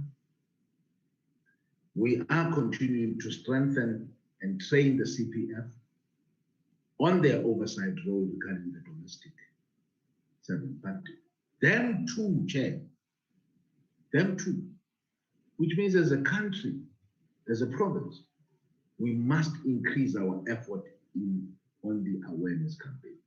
From where I'm sitting, gender-based violence, it's another serious matter, just like the COVID in the country. And I think if we can take it in that way, we'll be able to do. I think more and more has to be done in terms of ensuring that the society, the people on the ground, they speak on this. With regard to the availability of crime rate kits or delays in the testing, I want to make that an intervention that the province has embarked on is that every station, Free State province, is having the sexual offense rate kit available in the community service center. And when rape has been reported, the victim does not take long time, and that person can be referred to hospital with sexual offenses, and as a result, there should not be any delay on the DNA test. Next slide, which I said it's almost the last. I want to thank this opportunity, but from the side of the department that I lead in the province, I think we can do more. And the area that we need to focus on, one, we need to strengthen the security in the secure centers. Two, our justice system must deal with perpetrators of gender-based violence. People must not find themselves on the street when they have raped someone's kid, when they have demoralized someone's life. The next moment that person finds himself on the street. I think such people must face a heavy fine. Thank you very much. Thank you very much, MEC. I just want to remind the members to check time. I didn't want to interrupt you, MEC, because you were taking me far away with your presentation, but we must be cautious of time. I will hand it over now. My apologies, Chair. Yes, thank you, MEC. Can I ask MEC for Cocter, Honorable Kanisa, to take us through his presentation, or is it the ma'am?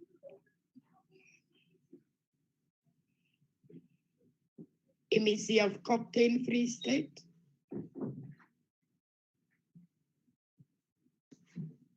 Thank you, Chairperson. I'm sorry, my system is a bit slow this time around.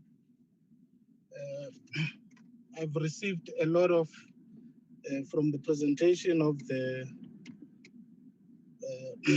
two presentations earlier on, which to a large extent were painting a picture that that is very demoralizing. It is to a large extent showing weaknesses of the system that we are dealing with, in essence, with the fight that we must engage on. It's a voluminous presentation, but it's just few slides that are there to indicate. I would not really, with the interest of time, indicate a lot of follow slide by slide. I would really try to cover generally issues that are affecting us. And if you allow me, I would just use some few notes, Chairperson. The presentation is there with you in detail, and you would be able to circulate it.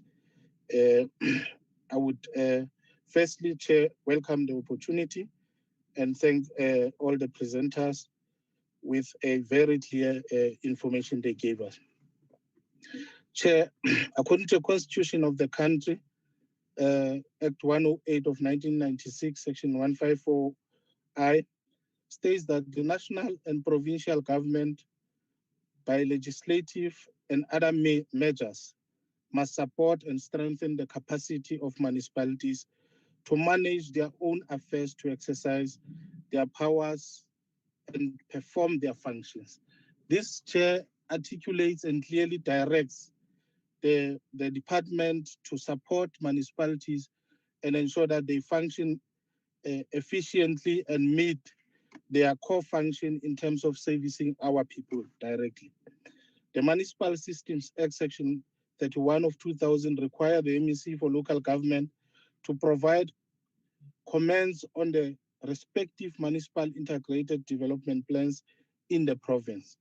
And it is at this time where we interact directly in trying to sway or influence or even assist municipalities to refocus their plans directly to core and important issues of national character, and thereby finding way to deal with a process of having our people benefiting from processes of government. In response to the legislative requirement and to support district municipalities and assist the MEC commenting process, the Department of Cooperative Government and Traditional Affairs coordinate, conduct, and facilitate remote provincial IDP draft assessment session that was held on the 15th of May to the 5th June 2020. The session brought together a national and provincial sector departments, official, state-owned entities and agencies, academic institutions, and other organizations to engage with the municipal IDPs with a view of providing comments that are aimed at improving the credibility and quality of the IDPs. And this is a session, Chair, we have created and which we are doing yearly with the purpose of trying to harness and synchronize various views to be able to fit issues of national importance. The overall objective of the annual IDP assessment sessions are to, one, improve the delivery of services of our people, which is our core function as the department. And that process is inclusive of adhering to all requirements, also in terms of empowerment and prioritizing of women issues. Improve the quality of the municipal IDPs, which is critical because they must be realizable, they must be implementable, and there has to be proper time frames. So it is our duty and our responsibility to ensure that we attend to that process very well. To assess, so thirdly, Chair, to assess as to what extent does the municipal IDPs do to especially empower women development, and what are the community projects or activities that are designed specifically for women. And this is a point I was raising too, that our role in terms of interaction and advancing the emancipation of women would acutely raise these issues with various IDPs so that they find expression in the process and municipalities are able to deal with it. This is notwithstanding the challenge, which is a very serious challenge of finances, which was raised by Umamu Gertrude, that on coming to finances and financing certain projects and certain positions in terms of competing interest, often than not, the programs that affect women and the positions that affect women are not favored in this instance. And I think I wish to accept and acknowledge that point, that when every time there's competing issues, it would not feature as one of the prominence, and that weakness must be overcome because it's not helping to advance our one of our key strategic issue as a national issue. Influence good governance and the municipal planning process so that committees are at the center of municipal planning. So our existence as local government, our existence as government, is to ensure that communities are benefiting from the process. In as much as we acknowledge that the nature of local government is the community, it is the councillors and the administration. But communities play a major role because they are actually the ones who have the power to decide who must govern at all times. So our plans must influence that. And the report of the statistic report explain on how we are failing in terms of affirming women. That is, despite that they are in majority in our processes. And they are the ones who are directing many communities. So this issue forms part of what we do as part of assessing assessing the IDPs and trying to influence the process moving forward to further the interest of the national agenda. Further interventions, activities to enable gender shift in the provision of services by municipalities. The department is to coordinate the tabling, adoption, and submission of the IDP processes plan for a review of 2020-2021 IDP budget process and encourage municipalities to focus on achieving social development issues and those that are partially achieved to improve service delivery that is holistic, inclusive of basic services and social development. Department to coordinate virtual or remote provincial municipal IDP engagement session in collaboration with other sectors, development, state-owned entities, and purposes of the session would be: one, collectively respond to our own constitutional obligation and mandate as espoused in section 154 of the Constitution of the country, and two, to collectively lobby, solicit, consolidate support for municipalities by highlighting issues of gender mainstreaming program, as well as the empowerment of women during the review of this process. This process we are currently dealing with, and to a large extent, municipalities are at the highest level on it. But our influence and participation and guidance to that process is to achieve issues as outlined earlier on. To ensure effective, efficient, and meaningful participation by all sectors, sector department, and state-owned enterprises in the municipal IDP process. This also factoring the DDM model, where we want to create one plan, one budget for the country, which is inclusive of the participation of national and local and provincial government. And we now have champions that are dealing with these issues. We've advanced to a large extent in consolidating some of the plans. We have not as yet been in a position to have that one plan. Part of the weaknesses of the process is a budget cycle different from national and provincial. But this process would give us a space, it's an opportunity for us to harness mainstream women issues and factor them in instead of just doing a lip service to the process. So we are going, as we undertake this process, we are taking in mind issues that were raised. To further strengthen the support and capacity of municipalities to realize the objective of developing credible and legally compliant IDPs. And I think the chairperson of the Gender Commission, to a large extent, has given us issues that we must deal with in moving forward, and also the analysis, the diagnostic report or analysis she has done with this process. But the department is really committed, Chair, to ensure that we achieve the objectives as outlined, and we take note of issues as raised. I want to thank Chairperson the opportunity that you have afforded us, and good luck. Thank you. Thank you very much, MEC. We will move over to the MEC for Finance in the Free State, Honorable Brown. Thank you, Honorable Ian, Chairperson of the Select Committee and Chairperson of the House tonight. Allow me to also acknowledge the Deputy Chairperson of the NCLP, Honorable Lucas, and all honorable members present today.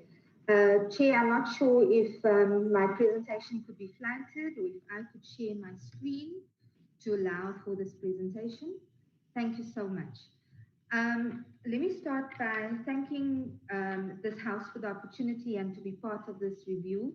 I think it's critical and important, and for the House to have looked at every province and allow provinces also to participate in some of the policy making and policy decisions around women in the country.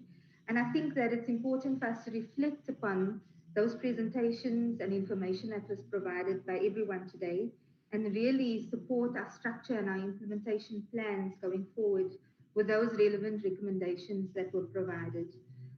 If we can go to the next slide, I'm going to start with the presentation. And in this way, Honourable Chairperson, I felt that it would also be imperative for us to provide the socioeconomic status of women in the Free State on the basis of some of the Stat SA information that we've also received, but a comparative analysis between 1996 and 2019. So the number of females increased in the province from 1.39 million in 1996 to 1.47 million in 2019.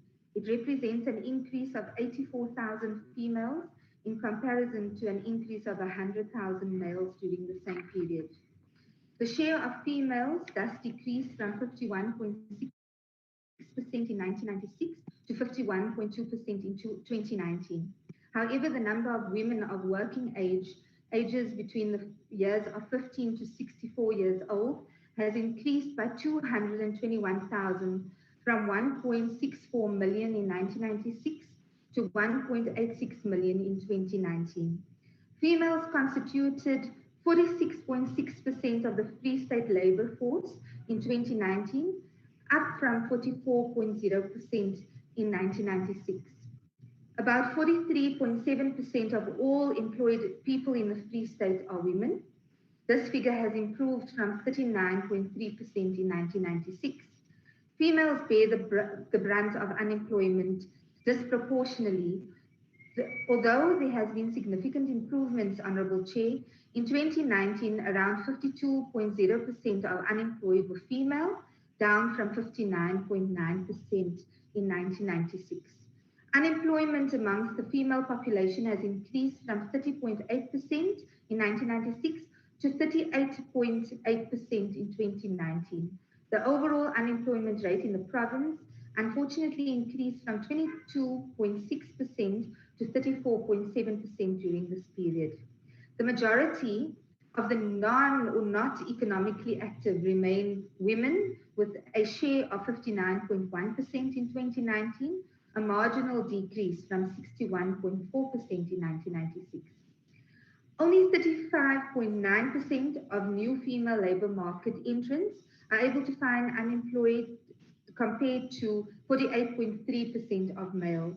This is indicative of the continued advantage men have over women in the labour market. Female labour force participation rates remain very low at 58.7% compared to males at 70.2%. The female population has been higher than their male counterparts, whilst females are disproportionately represented in the labour market, implying that the biggest share of the budget should be apportioned to the female population. That is, the province should implement gender-sensitive budgeting. And this is part of our major discussion today as we go on. But today I'm going to also talk a little bit about the solutions that the province intends to bring with regards to budgeting and with economic mainstreaming of women in the Free State and in South Africa. Could you kindly move to the next slide? So some of the proposed solutions or plans to advance women participation in the mainstream economy. First and foremost, the participation of women in the mainstream economy remains the cornerstone of our economic development trajectory. And that we've done, Chair, through our planning process. And many speakers before that speak about planning. So we are reviewing our Free State growth and development strategy. It has been a large discussion through the economic and social clusters.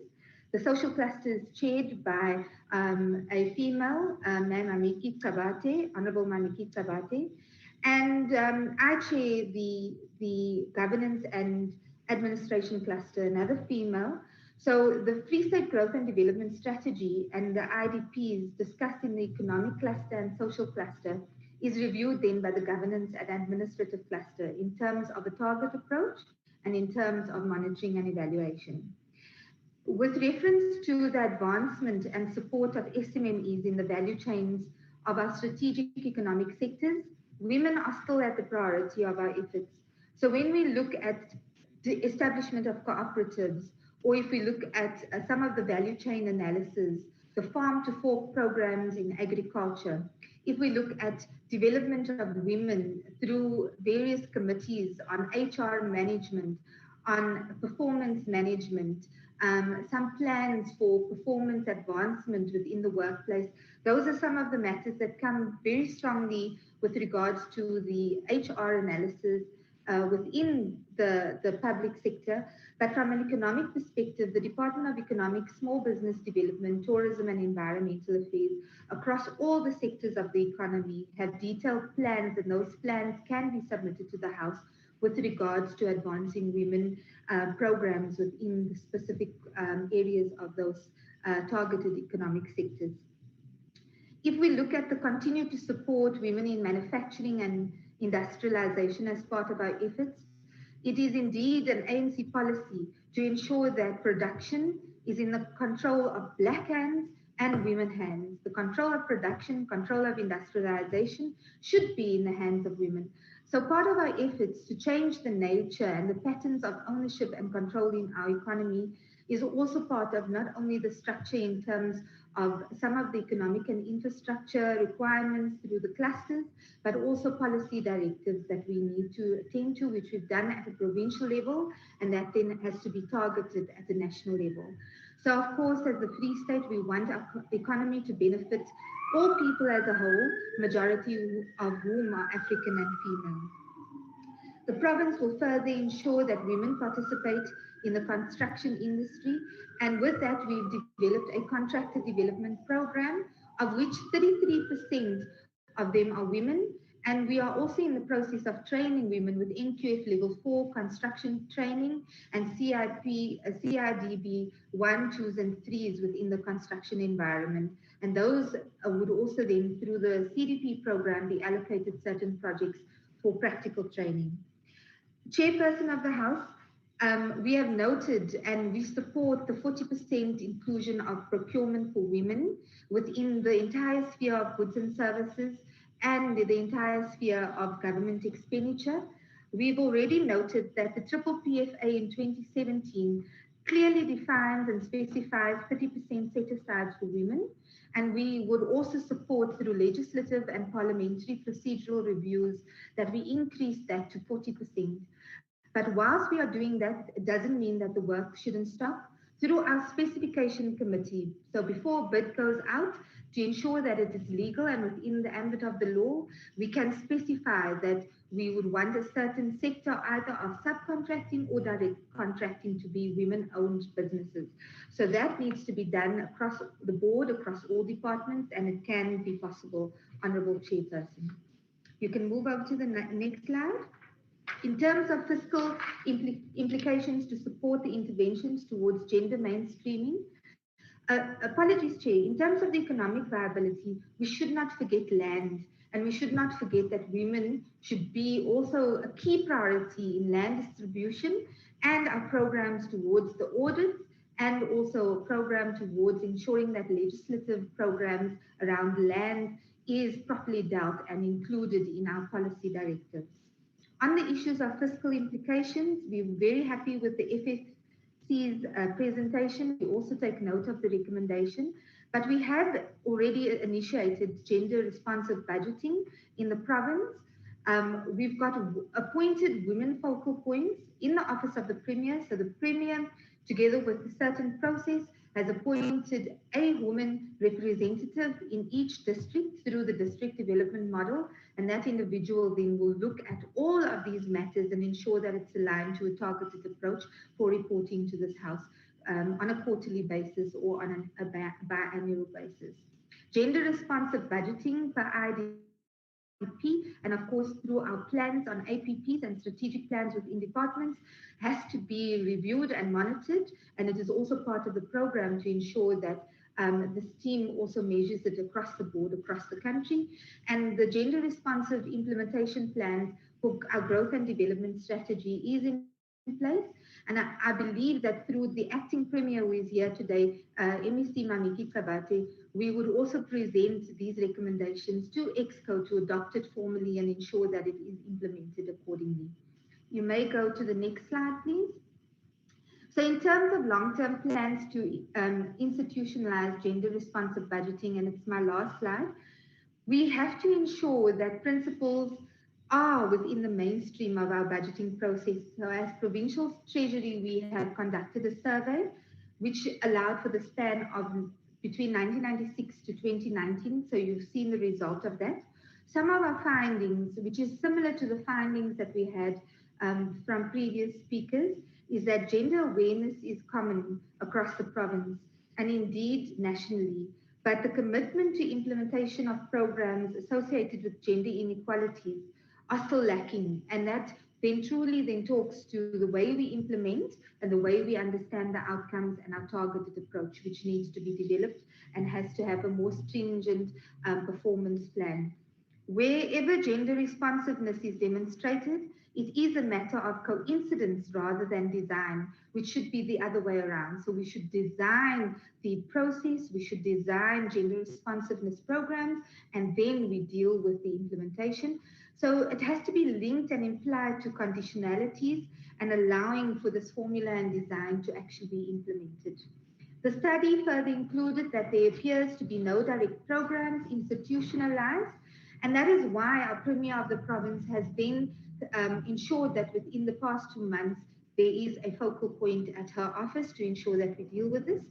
And then the study found that the budget of the province was not relevant to gender needs, which we have addressed at Provincial Treasury when we did our review of our budget this year in July. So in order for us to move on towards gender mainstreaming approach, we've already then agreed that we'll develop a clear set of gendered strategies, targets, priorities, and programs with key indicators. And the implementation framework has to have clear targets, guidelines, and in terms of reference for reporting and monitoring and evaluation.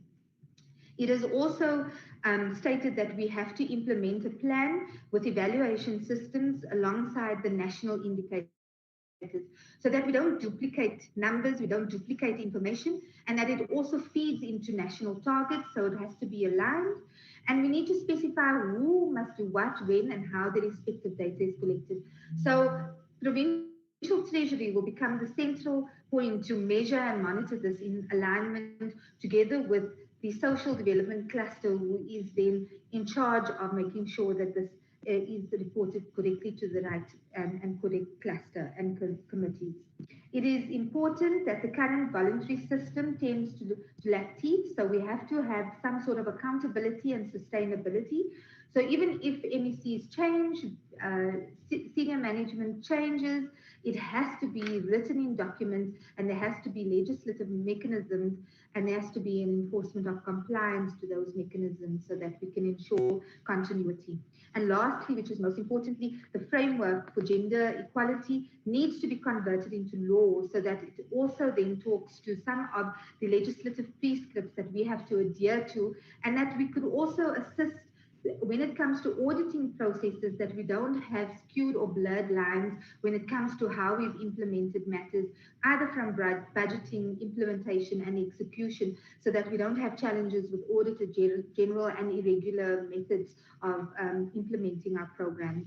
Lastly, Provincial Treasury, under the ambit of the leadership of the executive of this province, will also look at the following key areas: quantify gender responsiveness of budgets for all provinces in the country, undertake a comprehensive survey to accurately assess the gender coincidence and incidence of spending and revenue, and then we will use Free State Province to be able to support this. But Honourable Chairperson, I think we should, if you would allow me, just to conclude by saying that 2020 marks 26 years since the adoption of the 1994 Women's Charter for Effective Equality. I'd like to state that our province is so lucky to have a Free State Premier who's a woman, a Speaker who's a woman, a Deputy Speaker who's a woman, and we have 5 MECs who are female. And our primary role in advancement of women are not only in the public sector, but private sector too. And I'd like to also advise that as part of the program that we have specifically in finance together with the EXCO, is that our socioeconomic transformation, specific in the light of gender-based violence, is that we have to have a financial liberation program for women in this country, so that a woman can be trained to save, invest, start planning. If she needs to leave that household, she must be financially free and independent, together with programs with the support of social development, economic development, police and other departments, to ensure that there is a house, there is systems, there is legislation in place for that woman to say, I can pack up, rent a house, take my family with me and leave. So we have to have a detailed financial liberation program for every single woman in this country. I thank you very much. Thank you very much, MEC Brown. I would call now on the Honorable Kabate, the MEC for Social Development, and who is also acting Premier of the Free State Province at the moment. Honorable Delia, can I come before you call the next speaker? Yes, member. I've asked on the chat group who else needs to present because the program was not shared. Who else needs to present? Maybe you can just take us through so that as members we can focus on also preparing ourselves as to who needs to present and who's not going to present. Thank you, member. The MEC for Social Development is the last presenter, and then I will, after that, hand over to the Deputy Chairperson again. That's the last presenter that is coming now. Is the MEC for Social Development the one who's taking the floor now? Yes. Okay, no, that's fine. That's what I wanted to understand. Thank you, member. Thank you. Acting Premier, you can continue.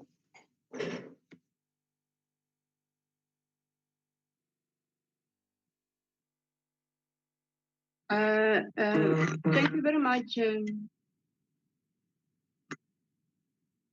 Thank you very much, honorable members. Chair, thank you very much for giving us this opportunity to engage with you. It's a process that is helping us a lot in terms of the work that needs to be done. I think we have picked up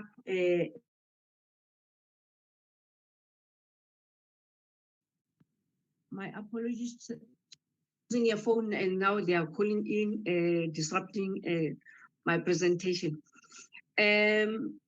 We have learned a lot from previous presentations of the first session. What was raised by the Gender Commissioner, Gertrude Mutupi, the challenges that she has picked up, and a thorough work has been done about the Free State challenges.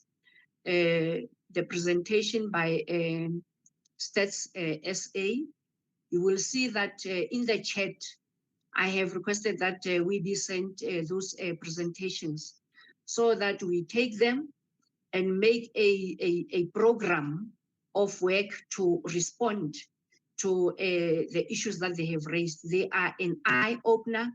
They are going to help us that we work in a much more better way. Chair,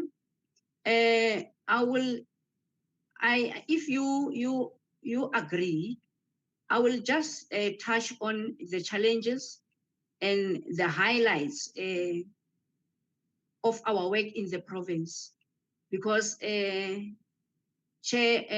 the presentation of the Premier was not done in a slide form. Now I want to try to avoid reading this long presentation that is not in a slide form. So I will talk to it. And let me start by admitting, Chair, that there's a long road, it's a long way in the land as fanela kuti hambe for women to be fully emancipated. At some point we do well, at some point we regress, and we go back and strategize and soldier on again. Why am I saying at some point we regress? Chair, in terms of gender representation at a higher level, a political level, much as MEC Treasury has appreciated that we are having a woman premier, a woman speaker, a woman deputy speaker, but at municipal level, unfortunately, out of the 23 municipalities that we are having, of the 23 mayors, only 10 are women. And when we start, Chair, we start well. We start well fighting for 50-50 representation, but along the term, women are being taken out. In the Free State, 5 women were taken out and they were replaced by men. 5 all in all. As we speak, let me touch a little about Northwest also. That is taking out 4 women as we speak now. I'm touching on the 2 because, Chair, you know what I want us to look at? We are also saddened by the fact that most of them happen in August month. It's as if there is a patriarchal agenda fighting against the women's or the gender agenda, you know, because in August month and during 16 days of activism, cases of violence against women increase. Now, it is also said that in August month, where we are supposed to be taking stock and accepting more the gender agenda in terms of women representation, that's where we see the women's representation going down. I think we should look critically into this thing and try to fight it and avoid it at all times. Let me acknowledge that the presentation by the commissioner is challenging us. It's challenging us highly. Chair, of the 12 HODs that we have when I count in the DG of the province, we only have 1 woman as an HOD, which is the HOD of the Department of Social Development. Of the 12 CFOs that we are supposed to be having in the province, we only have 5 women from the CFOs. So these are the things that are confirming that the presentation by Memo Tupi is spot on. It says there are challenges. There are a lot of things that we need to deal with, and we are taking note of that, and we will be improving, Chair. Now, of the 23 municipal managers that we are supposed to be having, we are only having 7 filled with women. We have an opportunity to improve if we have the will to improve, because currently there are 5 vacant posts of the municipal managers. We hope to improve from the 7 to go to a much higher number with those that are vacant, because really we don't have a nice picture when it comes to women representation. We take note of that report of the Gender Commissioner, where it talks to municipalities not having mainstreamed their plans, their programs, their budget, and their IDPs for dealing with issues that are supposed to be focusing on gender issues.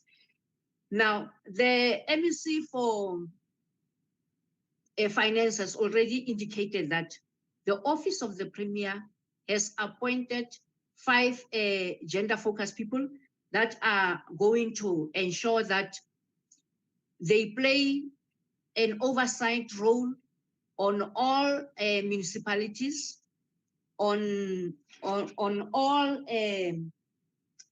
departments, so that we are able to ensure that we do much more better.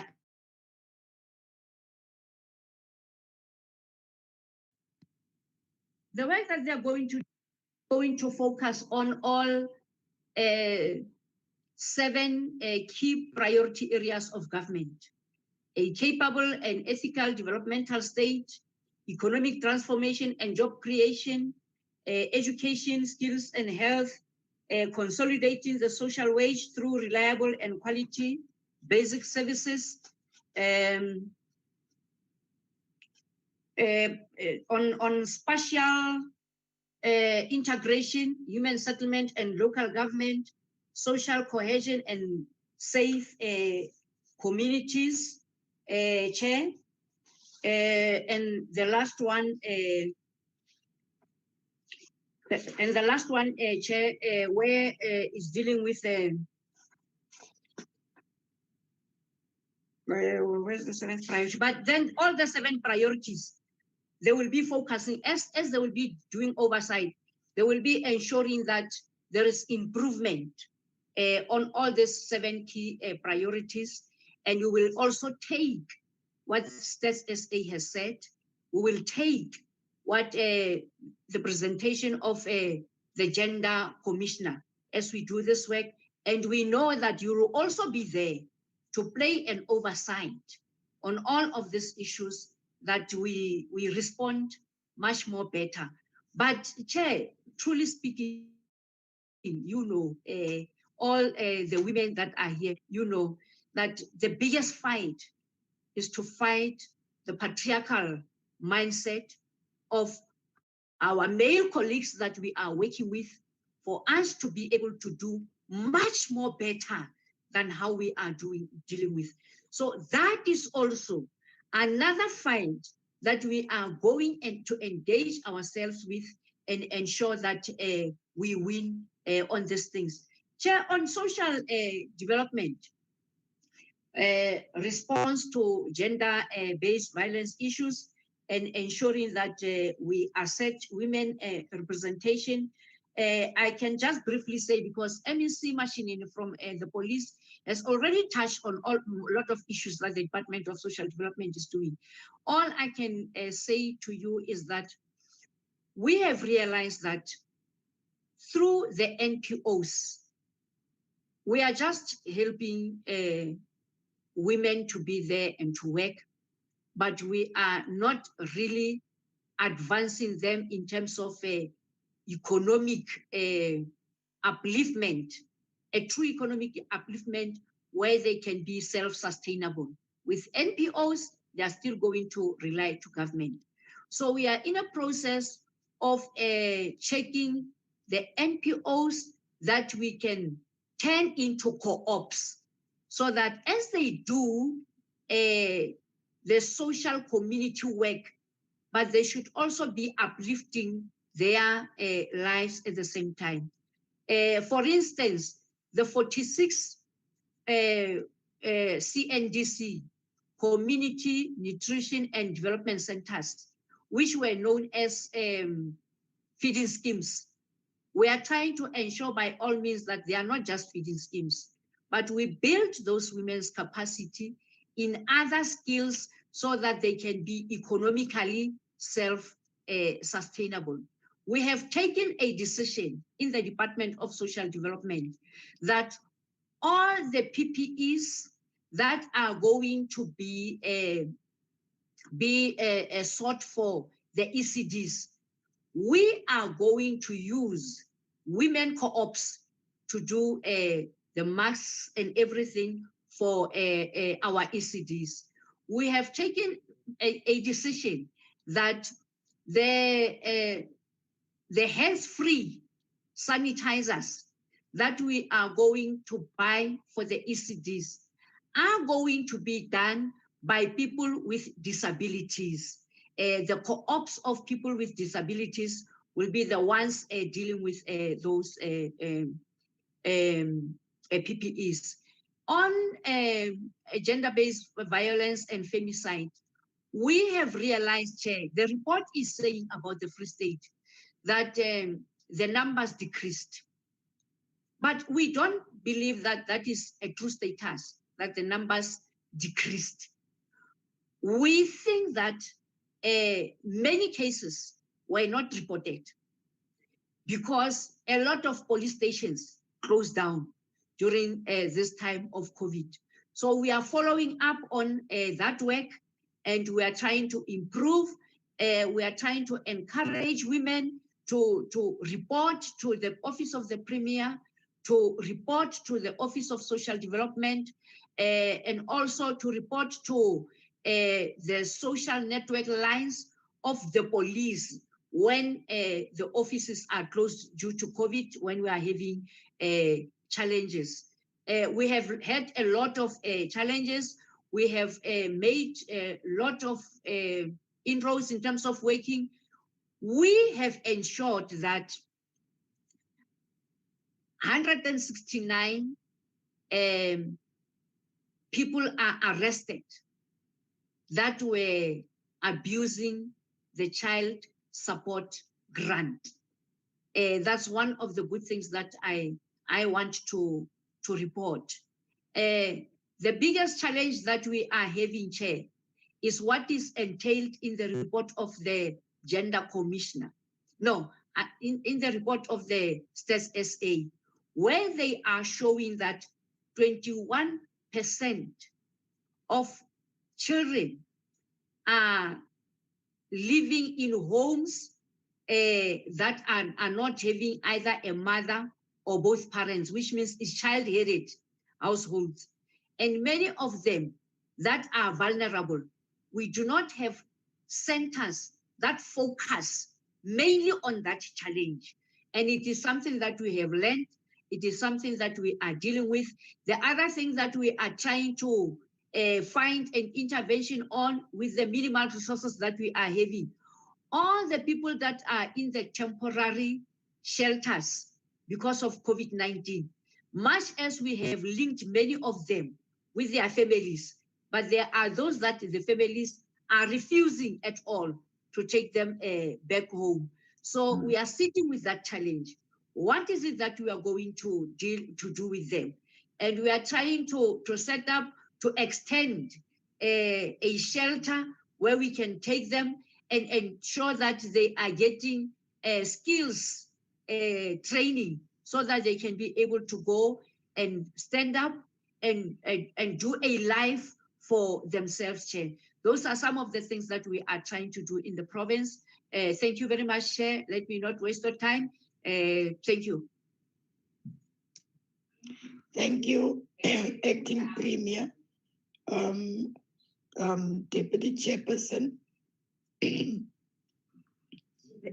Thank you very much, Honorable Gillian. Thank you very much also to the Executive of the Province of the Free State for the for the inputs that they have made, the presentations. I actually wanted to request the members of the NCOP that are logged in, whether they want to just make any observations, not for a long time, just for a few minutes. They can indicate to me whether they want to make some observations. Or should I call them by name so that we follow in that fashion? Those that want to can indicate, those that do not want to, it's fine. Honorable Makause. Makause. Thank you, Deputy Chairperson of the National Council of Provinces.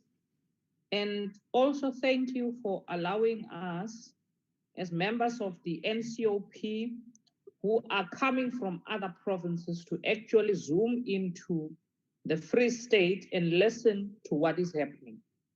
But I just want to make this observation, Deputy Chairperson, that we might be in the same house, but we've got a completely different understanding of the topic in general after 26 years of democracy.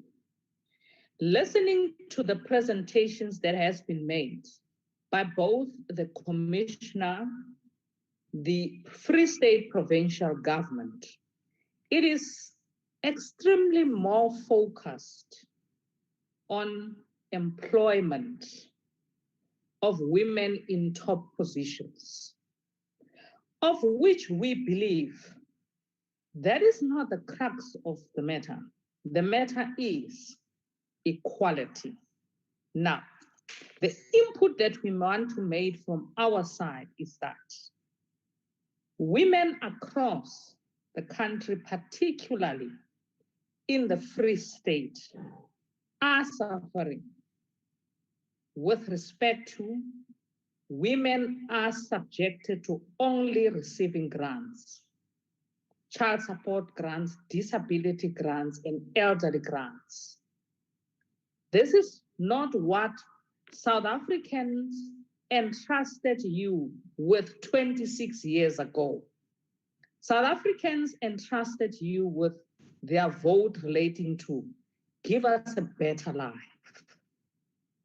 We were expecting to hear from all spheres of government and the entities which presented here today, the progress made in terms of how many people are employed, how many households are actually free out of poverty, how many households are actually receiving free healthcare, care services.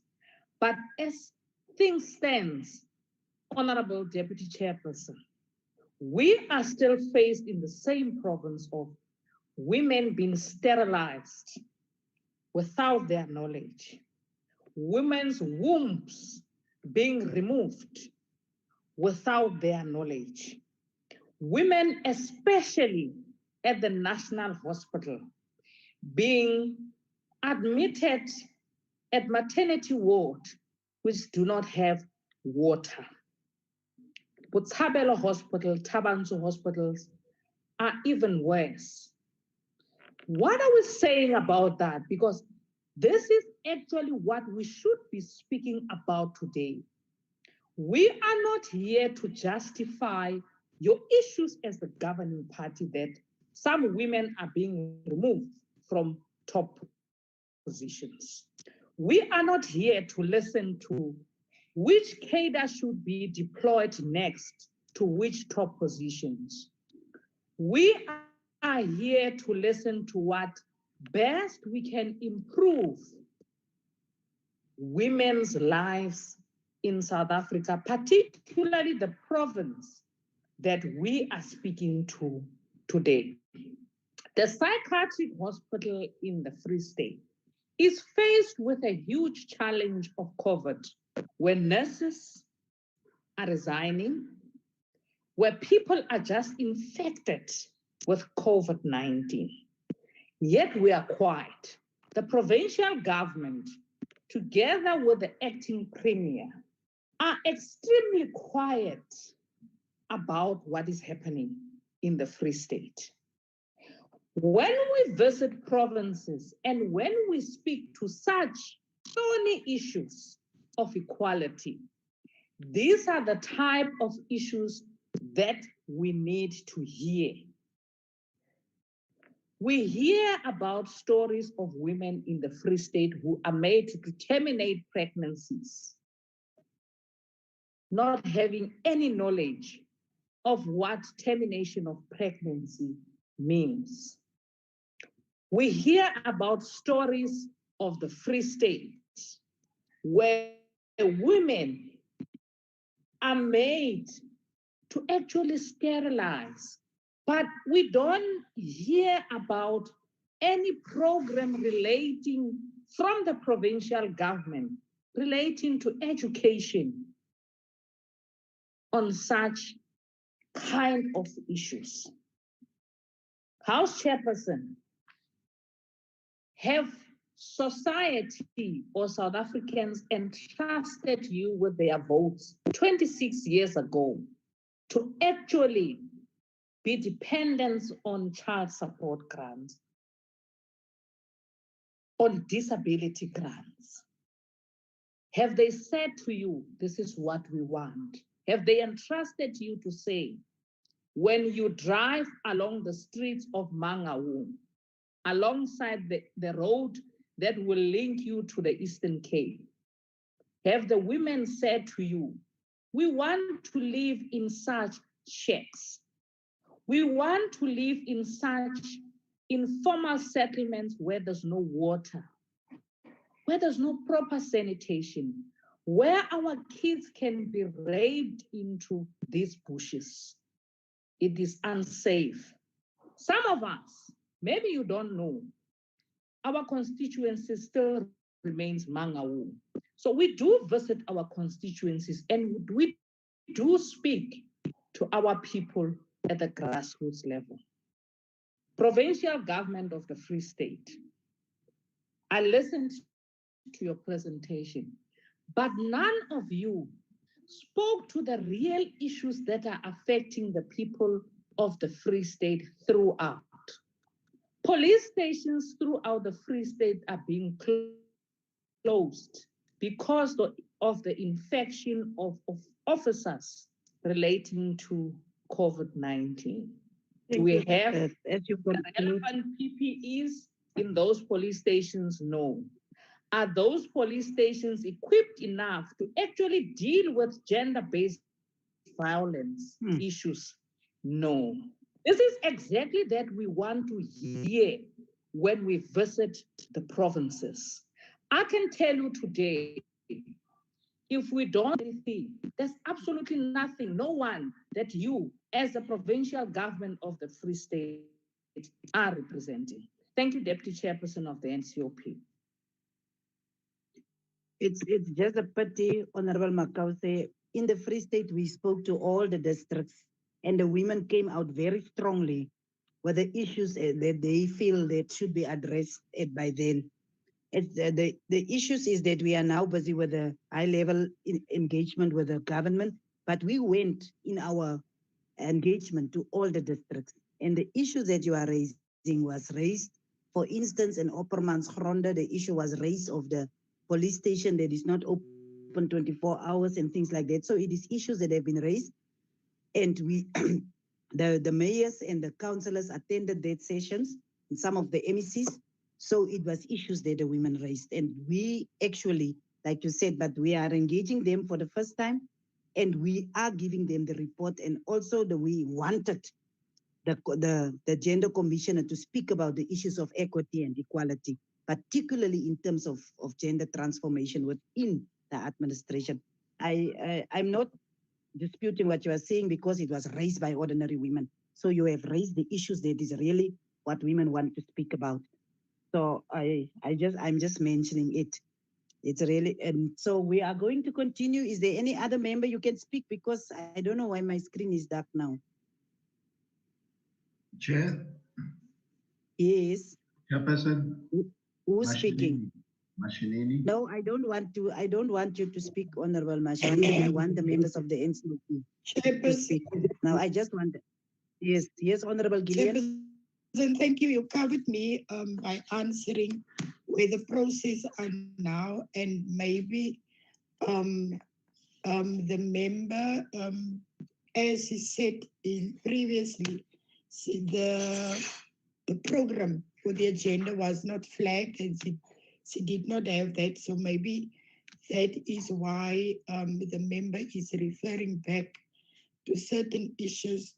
From my side, Chairperson, I think we've come a long way now to the high level discussions with the provincial governments.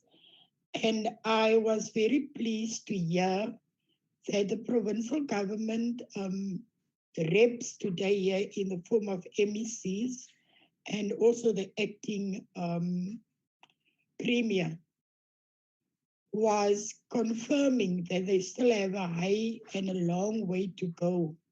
But I can honestly say, Chairperson, out of the discussions that we had so far with the different provinces, I can also see that there is improvement. And the issues for me, Deputy Chair, is that we must come to a conclusion where we all agree that the review of the Women's Charter is long overdue. And by having this discussions with the different provinces, starting from the local government level, now that we are on the provincial level, I think at the end of the day, we must also agree that this will assist us in the review of the Women's Charter. Yes, there's still a lot to go and a lot to do.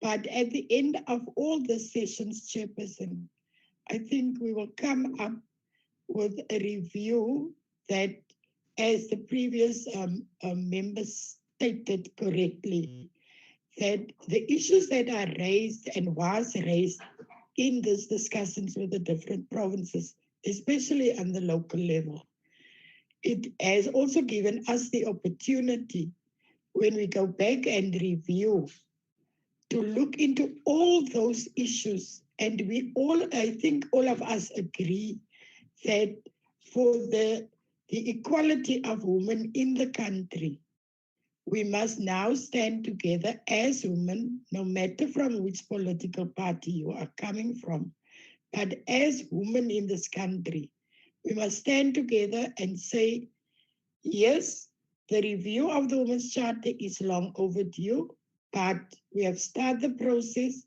and we're going to finish this process as women to make sure that the equality that all women in this country deserve will be taken up very speedily.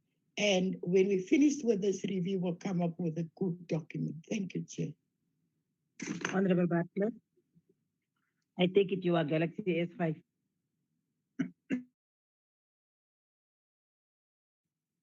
Yes, Chair. Thank you very much, Chair.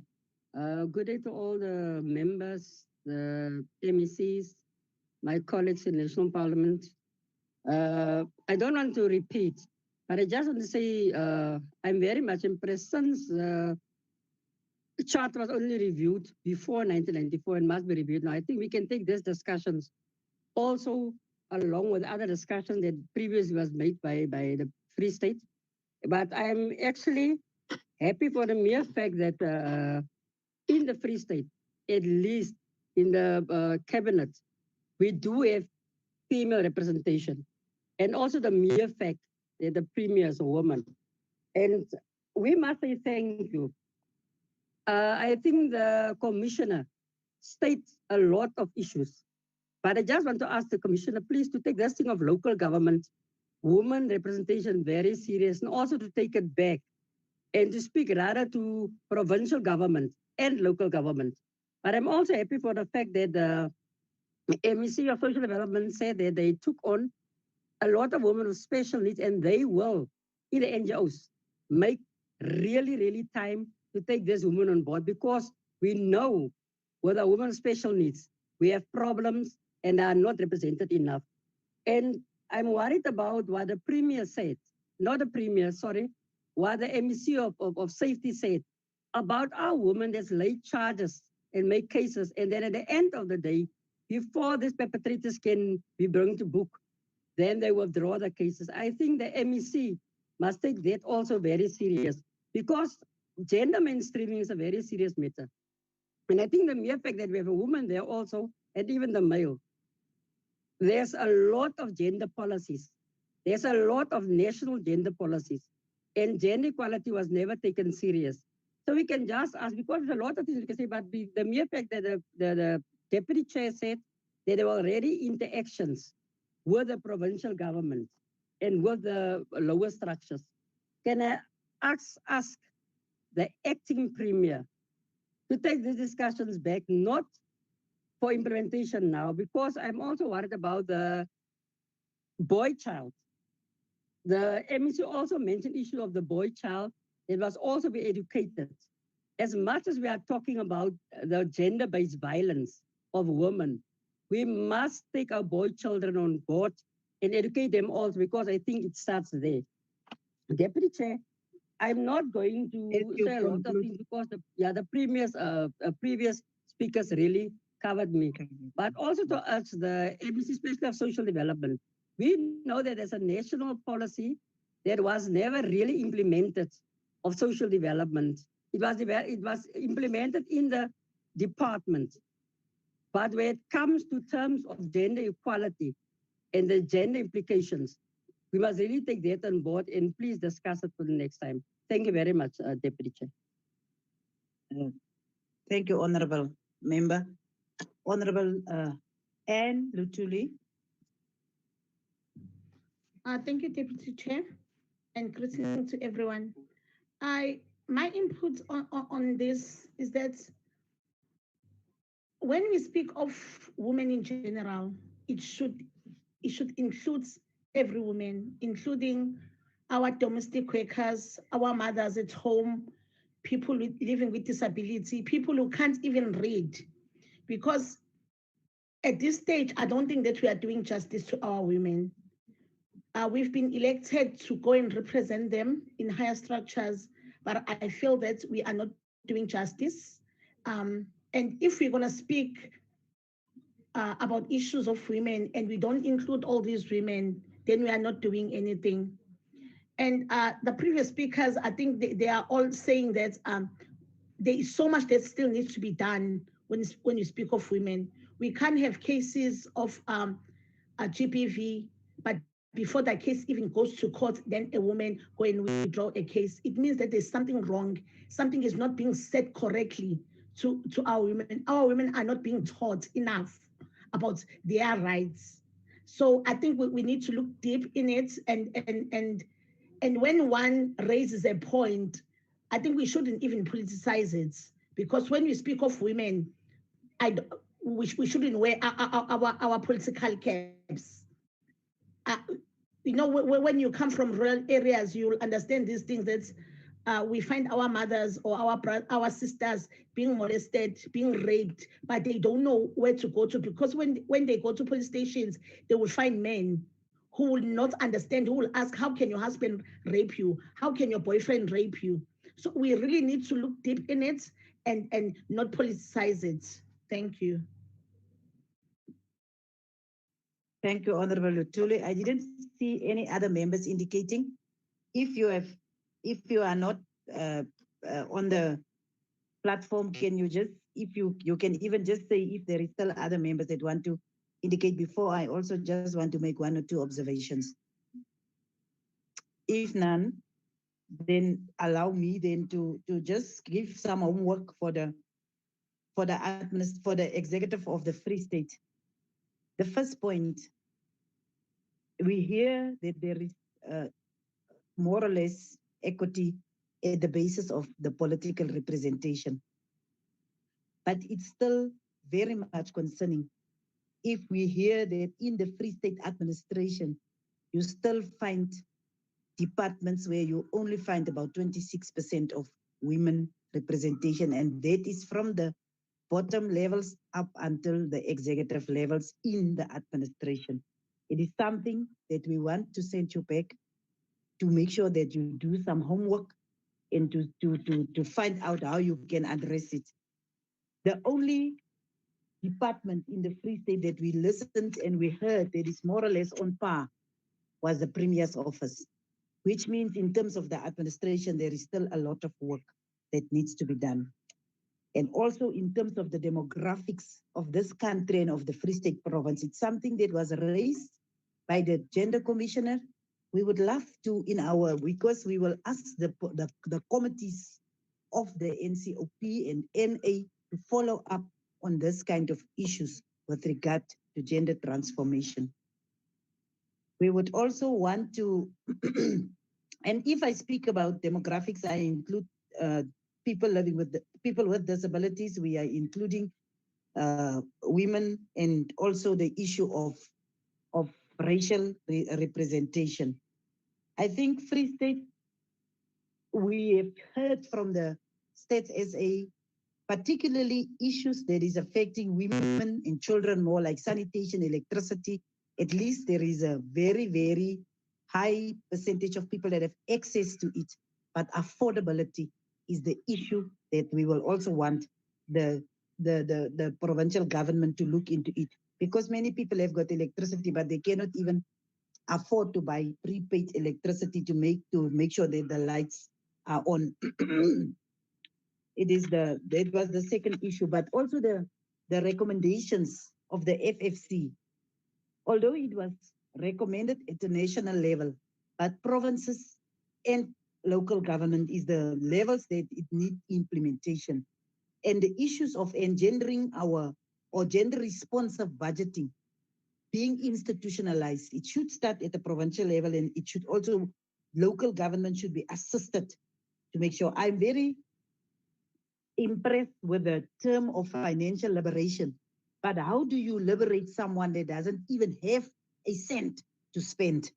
So that is where we need to start, to make sure that people have got access to disposable cash. But it's another discussion at another level, but it will assist us if we can actually ensure that we develop our people's ability to be able to liberate themselves from the shackles of poverty.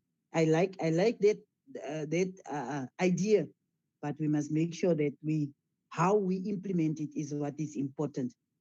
So I also, the other issue that I thought that I need to bring up is to request the acting premier as the MEC of social development is the issue of shelters for people that are victims of abuse. The issue of shelters, we would really request the committees to revert back to you to make sure that we address the issue of shelters, not only for homeless people, but particularly that. And then something that the Gender Commissioner also raised was the safety of the victims of gender-based violence within that specific shelters that is there.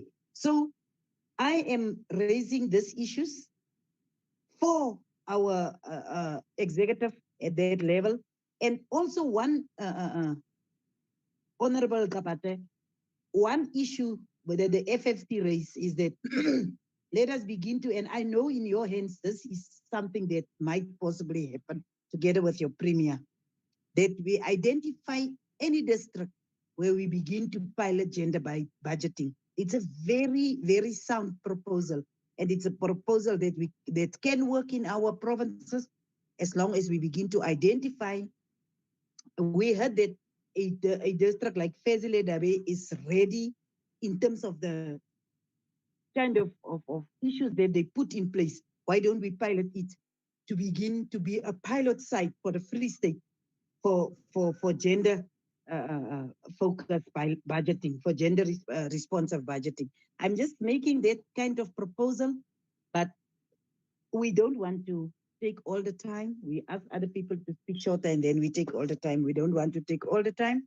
Let me just now at this stage express our appreciation for this very, very informative and it was in actual fact, I am not someone that usually say easily something was good, but it was a good session because all of us could really hear things that will make us to think out of the box. But we could also hear that the executive at the level where you are ready and you are prepared to address issues. The issues that was raised by Mayor Makause is issues that we are going to make sure that we send you the report on the issues that was raised by the women at the local level. So when we engage them at the different districts, and we would want to have a response to the issues that was raised and the issues that we are going to give the report to. We already had a report that was ready. I'm sure it has been submitted. So we will then, in our daily engagement, but we are going, this is not an event. This is a project. After we have finalized the provinces that we have identified, we will then have a national engagement. In some of the issues we will be able to give provinces to respond to as to how have we improved to address the issues that is important for the women at the grassroots level. With that said and done, I just want to express our appreciation, and I want to thank the executive of the Free State. I want to thank our partners and stakeholders like FFC, like the States SA, as well as the Gender Commission on Gender Equality, and also the legislature. We want to thank all of you, and particularly the members of the NCOP. Thank you very much for your attendance, and God bless.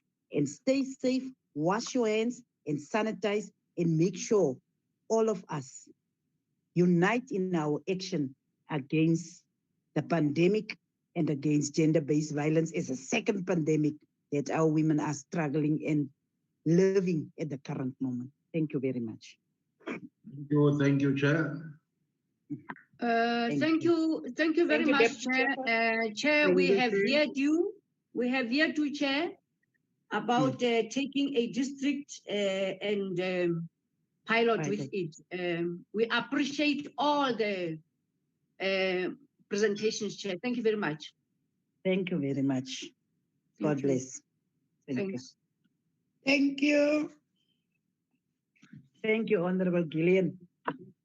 Thank you. Honorable Dongeni, next week you will be chairing one of the sessions. Honorable Lucas. I'm listening. Honorable Lucas. I'm listening. I'm listening. I saw when you came in and Sorry? Come with. I saw when you intervened. Building the Free State we want. Yeah. Thank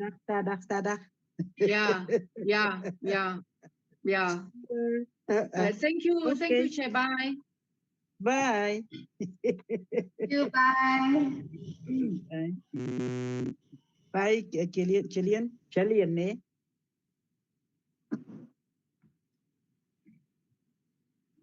I don't want to leave, maar het zakkel nog